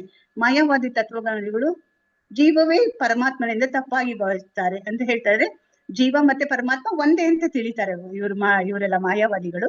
ದೇವೋತ್ತಮ ಪರಮ ಪುರುಷನ ಸ್ಥಾನಿಕ ಲಕ್ಷಣವಾಗಿ ಪರಮಾತ್ಮನು ಬಿಡಿ ಆತ್ಮನು ಒಂದೇ ದೇಹದಲ್ಲಿರುವುದರಿಂದ ಅವೆರಡರ ನಡುವೆ ವ್ಯತ್ಯಾಸವಿಲ್ಲ ಎಂಬ ತಪ್ಪು ಭಾವನೆಯು ಕೆಲವೊಮ್ಮೆ ಬರುತ್ತದೆ. ಅಂದ್ರೆ ಆತ್ಮ ಪರಮಾತ್ಮ ಒಂದೇ ಹೃದಯದಲ್ಲಿ ಒಂದೇ ಒಂದು ದೇಹದಲ್ಲಿ ಎರಡೂ ಇದಾವೆ ಅಂತ ಹೇಳಿದ್ರೆ ಅಲ್ಲಿ ಏನ್ ವ್ಯತ್ಯಾಸನೇ ಇಲ್ಲ ಅಂತ ಹೇಳ್ತಾರೆ. ಆತರ ಭಾವನೆನೂ ಬರುತ್ತೆ ಅಂತ ಹೇಳ್ತಾರೆ. ಆದ್ರೆ ಭಾವನೆ ಬರುತ್ತೆ ಅಲ್ವಾ, ಆತ್ಮ ಮತ್ತೆ ಪರಮಾತ್ಮ ಒಂದೇ ಕಡೆ ಇದ್ರೆ ಏನ್ ಅವ್ರಿಗೆ ಡಿಫರೆನ್ಸ್ ಏನಿದೆ ಮಹಾ ಅಂತ ಹೇಳ್ತಾರೆ. ಆದ್ರೆ ಬಿಡಿ ಆತ್ಮನಿಗೂ ಪರಮಾತ್ಮನಿಗೂ ನಿರ್ದಿಷ್ಟವಾದ ವ್ಯತ್ಯಾಸ, ಆದ್ರೆ ಆತ್ಮಕ್ಕೂ ಮತ್ತೆ ಪರಮಾತ್ಮನಿಗೂ ನಿರ್ದಿಷ್ಟವಾದ ಒಂದು ವ್ಯತ್ಯಾಸವಿದೆ ಅಂತ ಹೇಳ್ತಾ ಇದ್ದಾರೆ. ವರಾಹ ಪುರಾಣವು ಇದನ್ನು ಹೀಗೆ ವಿವರಿಸುತ್ತೆ. ವರಾಹ ಪುರಾಣದಲ್ಲಿ ಈ ತರ ಇದೆ. ಪರಮಪ್ರಭುವಿಗೆ 2 ಅಂಶಗಳು, ಜೀವಾತ್ಮನಿಗೆ ವಿಭಿನ್ನ ಅಂಶ ಎಂದು ಹೆಸರು. ಪರಮಪ್ರಭುವಿಗೆ 2 ಅಂಶಗಳು, ಜೀವಾತ್ಮನಿಗೆ ವಿಭಿನ್ನ ಅಂಶ ಎಂದು ಹೆಸರು. ಅಂದ್ರೆ ಜೀವಿಗಳೆಲ್ಲ ನಾವು ಭಗವಂತನ ವಿಭಿನ್ನ ಅಂಶಗಳಾಗಿದ್ದಾರೆ. ಆದ್ರೆ ಪರಮಾತ್ಮನಿಗೆ ಎಂದರೆ ಪರಮಾತ್ಮನದು ಸಂಪೂರ್ಣ ವಿಸ್ತೃತ ರೂಪಕ್ಕೆ ಸಾಂಶವೆಂದು ಹೆಸರು. ಭಗವಂತನ ಒಂದು ರೂಪಕ್ಕೆ ಸಾಂಶ, ಅವನ ಒಂದು ಸ್ವಂತ ಅವಧಿ ಇದು, ವಿಸ್ತರಣೆ ಇದು. ಆದ್ರೆ ನಾವೆಲ್ಲ ವಿಭಿನ್ನಾಂಶ, ಭಗವಂತನಿಂದ ವಿಭಿನ್ನಾಂಶ, ಜೀವಾತ್ಮನಿಗೆ ವಿಭಿನ್ನಾಂಶ ಅಂತ ಹೆಸರು. ಪರಮಾತ್ಮನಿಗೆ ಎಂದರೆ ಪರಮಪುರುಷನ ಸಂಪೂರ್ಣ ವಿಸ್ತೃತ ರೂಪಕ್ಕೆ ಸಾಂಶವೆಂದ ಹೆಸರು. ಪರಮಪುರುಷನ ಸಾಂಶ ಪೂರ್ಣ ವಿಸ್ತರಣೆಯು ದೇವೋತ್ತಮ ಪರಮಪುರುಷನಷ್ಟೇ ಬಲಶಾಲಿಯಾಗಿದ್ದು, ಪರಮಪುರುಷನ ಶಕ್ತಿ ಅವನ ಪೂರ್ಣ ವಿಸ್ತೃತ ರೂಪವಾದ ಪರಮಾತ್ಮನಿಗೂ ಒಂದಿಷ್ಟು ವ್ಯತ್ಯಾಸ ಅಂತ ಹೇಳ್ತಾ ಇದ್ದಾರೆ. ಅಂದ್ರೆ ಭಗವಂತನಿಗೂ ಮತ್ತೆ ಅವನ ವಿಸ್ತೃತ ರೂಪ ಇದೆಯಲ್ಲ, ಆ ರೂಪವಾದ ಪರಮಾತ್ಮ ಅಂದ್ರೆ ಭಗವಂತನಿಗೂ ಮತ್ತೆ ಅವನ ವಿಸ್ತೃತ ಅಂದ್ರೆ ಭಗವಂತನಿಗೂ ಮತ್ತೆ ನಮ್ಮ ದೇಹದೊಳಗಿರೋ ಪರಮಾತ್ಮನಿಗೂ ಏನೂ ವ್ಯತ್ಯಾಸವಿಲ್ಲ, ಒಂದಿಷ್ಟು ವ್ಯತ್ಯಾಸವಿಲ್ಲ. ಆದ್ರೆ ವಿಭಿನ್ನಾಂಶಗಳು ನಮಗೆ ಮತ್ತೆ ಭಗವಂತನಿಗಿದೆ. ಆದ್ರೆ ಭಗವಂತನಿಗೂ ಮತ್ತು ನಮ್ಮೊಳಗಿರೋ ಆತ್ಮನಿಗೆ ಏನು ವ್ಯತ್ಯಾಸ ಇಲ್ಲ. ಯಾಕೆಂದ್ರೆ ಒಂದು ಸಾಂಶ ವಿಸ್ತರಣೆ ಇದು, ಭಗವಂತನ ಸಾಂಶ ವಿಸ್ತರಣೆ ನಮ್ಮಲ್ಲಿರೋ ಪರಮಾತ್ಮ. ಆದ್ರೆ ವಿಭಿನ್ನಾಂಶಗಳು ಪರಮಪ್ರಭು ಶಕ್ತಿ ಅತ್ಯಂತ ಸಣ್ಣ ಭಾಗವನ್ನು ಮಾತ್ರ ಹೊಂದಿರುತ್ತೆ. ಅಂದ್ರೆ ನಾವುಗಳು ಆತ್ಮಗಳು ಮಾತ್ರ ಭಗವಂತನ ಒಂದು ಅಂಶ. ಆದ್ರಿಂದ ನಮ್ಗೆ ಮತ್ತೆ ಭಗವಂತನಿಗೆ ವ್ಯತ್ಯಾಸ ಉಂಟು. ಆದ್ರೆ ಭಗವಂತನಿಗೆ ಅಂದ್ರೆ ಪರಮಪುರುಷನಿಗೂ ಮತ್ತು ಇವನಿಗೆ ಏನೇ ವ್ಯತ್ಯಾಸವಿಲ್ಲ ಅಂತ. ಪರಮಪ್ರಭುವಿನ ಶಕ್ತಿ ಅತ್ಯಲ್ಪ ಅಂಶಗಳ ಜೀವಗಣ ಗುಣವು ನಿಸ್ಸಂದೇಹವಾಗಿ ಪ್ರಭುವಿನ ಅತ್ಯಂತ ಅಸ್ತಿತ್ವ ಗುಣಕ್ಕೆ ಸಮಾನವಾದದ್ದು. ಅಂದ್ರೆ ನಮ್ಗೆ ಭಗವಂತನಲ್ಲಿ ಇರೋ ಗುಣದಲ್ಲಿ ನಾವು ಇದ್ದೀವಿ. ಆದ್ರೆ ಅದರ ಭೌತಿಕ ಛಾಯೆಯನ್ನು ಕುಡಿಯೋ ಸಾಧ್ಯತೆ ಇದೆ. ಆದ್ರೆ ನಮ್ಗೆ ಭಗವಂತನಿರೋ ಗುಣಗಳು ನಮ್ಮಲ್ಲಿ ಬರೋಕ್ ಸಾಧ್ಯ ಇದೆ. ಆದ್ರೆ ಅಷ್ಟು ಪೂರ್ಣ ಪ್ರಮಾಣದಲ್ಲಿ ನಾವು ತಗೊಳ್ಳಿಕ್ಕೆ ಸಾಧ್ಯ ಇಲ್ಲ. ನಮ್ಮಲ್ಲಿ ಅವನ ಗುಣಗಳು ಇರಬಹುದು, ಆದ್ರೆ ಅವನಲ್ಲಿರೋ ಸ್ವಲ್ಪ ಸ್ವಲ್ಪ ಇರಬಹುದು, ಆದ್ರೆ ಪೂರ್ಣ ಪ್ರಮಾಣದಲ್ಲಿ ನಾವು ತಗೊಳ್ಳಿಕ್ಕೆ ಸಾಧ್ಯ ಇಲ್ಲ. ಕೆಲವೊಮ್ಮೆ ದೇವೋತ್ತಮ ಪರಮಪುರುಷನಿಗೆ ಶಿವ ಅಥವಾ ಸರ್ವಮಂಗಳಕರನಾದವನು ಎಂದು ಹೆಸರು. ಅಂದ್ರೆ ಒಂದೊಂದ್ಸತಿ ಭಗವಂತನಿಗೆ ಹೇಳ್ತಾರೆ.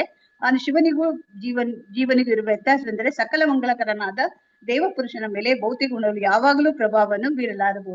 ಅಂದ್ರೆ ಏನ್ ಹೇಳ್ತಾ ಇದ್ದಾರೆ, ಭಗವಂತನ ಮೇಲೆ ಯಾವ ಒಂದು ಭೌತಿಕ ಗುಣಗಳು ಬೀರ್ಲಿಕ್ಕೆ ಸಾಧ್ಯ ಇಲ್ಲ. ಆದ್ರೆ ಶಿವ ಮತ್ತೆ ಭಗವಂತ ಇದಾರಲ್ಲ, ಅವರು ಶಿವನಿಗೂ ಜೀವನಿಗೂ ಇರುವ ವ್ಯತ್ಯಾಸವೆಂದರೆ ಸಕಲ ಮಂಗಳಕರನ ದೇವಪುರುಷನ ಮೇಲೆ ಭೌತಿಕ ಗುಣಗಳು ಯಾವಾಗ್ಲೂ ಪ್ರಭಾವವನ್ನು ಬೀರಲಾರ. ಆದರೆ ದೇವೋತ್ತಮ ಪರಮಪುರುಷನ ಅತ್ಯಲ್ಪ ಅಂಶಗಳು ಭೌತಿಕ ಪ್ರಕೃತಿಯ ಗುಣಗಳ ಪ್ರಭಾವಕ್ಕೆ ಒಳಗಾಗಬಹುದು ಅಂತ ಹೇಳ್ತಾ ಇದ್ದಾರೆ. ದೇವೋತ್ತಮ ಪರಮಪುರುಷನ ಅತ್ಯಲ್ಪ ಅಂಶಗಳು ಅಂದ್ರೆ ಭೌತಿಕ ಪ್ರಕೃತಿಯ ಗುಣಗಳ ಪ್ರಭಾವಕ್ಕೆ, ಅಂದ್ರೆ ಜೀವಿಗಳಿಗೆಲ್ಲ ಅಂದ್ರೆ ಭೌತಿಕ ಇದೆಲ್ಲ ಎಫೆಕ್ಟ್ ಆಗುತ್ತೆ, ಆದ್ರೆ ಭಗವಂತನಿಗೆ ಆಗ್ಲಿಕ್ಕೆ, ದೇವೋತ್ತಮ ಪರಮಪುರುಷನಿಗೆ ಆಗ್ಲಿಕ್ಕೆ ಸಾಧ್ಯ ಇಲ್ಲ. ಚೂರ್ ಕನ್ಫ್ಯೂಸಿವ್ ಆಗಿ ಕೊಟ್ಟಿದ್ದಾರೆ. ಶಿವನಿಗೂ ಜೀವಿಗೂ ಇರುವ ವ್ಯತ್ಯಾಸ ಅಂದ್ರೆ ಸಕಲ ಮಂಗಳಕಾರದ ದೇವಪುರುಷನ ಮೇಲೆ ಭೌತಿಕ ಗುಣಗಳು ಯಾವಾಗ್ಲೂ ಪ್ರಭಾವವನ್ನ ಬೀರಲಾರವು.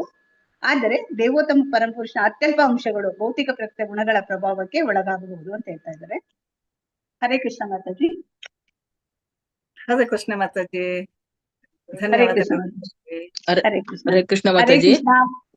ಪ್ರವೀಣ ಮಾತಾಜಿ, ನನ್ಗೆ ಇದು ಅಟೆಂಡೆನ್ಸ್ ಹಾಕಿ ಗೊತ್ತಾಗಲ್ಲ, ನೀವೇ ಇದ್ ಮಾಡ್ಬಿಡಿ ಮಾತಾಜಿ ಸ್ವಲ್ಪ.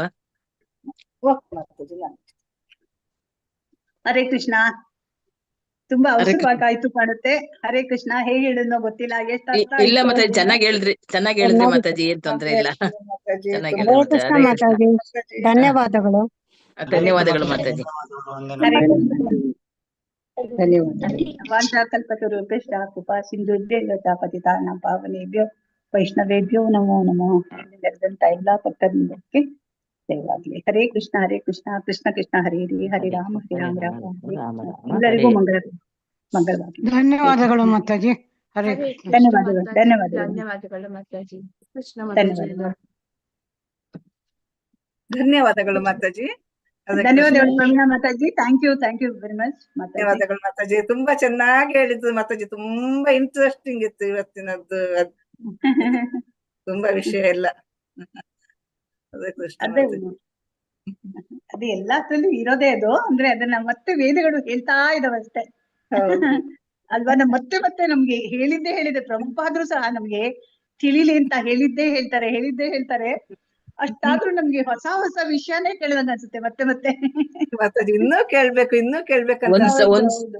ಹರೇ ಕೃಷ್ಣ ಮಾತಾಜಿ, ಒಂದ್ಸಾರಿ ಕೇಳಿದ್ರೆ ಅದ್ ಕೇಳಿದ್ರು ಇನ್ನೊಂದ್ಸರಿ ಇನ್ನೊಂದ್ ಅರ್ಥಗಳು ಬಂದಿರುತ್ತೆ ಮಾತಾಜಿ. ಕೇಳ್ತಾ ಬೇರೆ ಅರ್ಥ ಬರ್ತಾ ಇರುತ್ತೆ. ಒಬ್ರು ತಿಳ್ಕೊಳ್ಳೋ ಒಂದು ಇದನ್ನ ವಿಚಾರವನ್ನ ಇನ್ನೊಬ್ರು ತಿಳ್ಕೊಂಡಿರಲ್ಲ, ಆ ತರಾನು ಆಗ್ತಾ ಹೋಗುತ್ತೆ.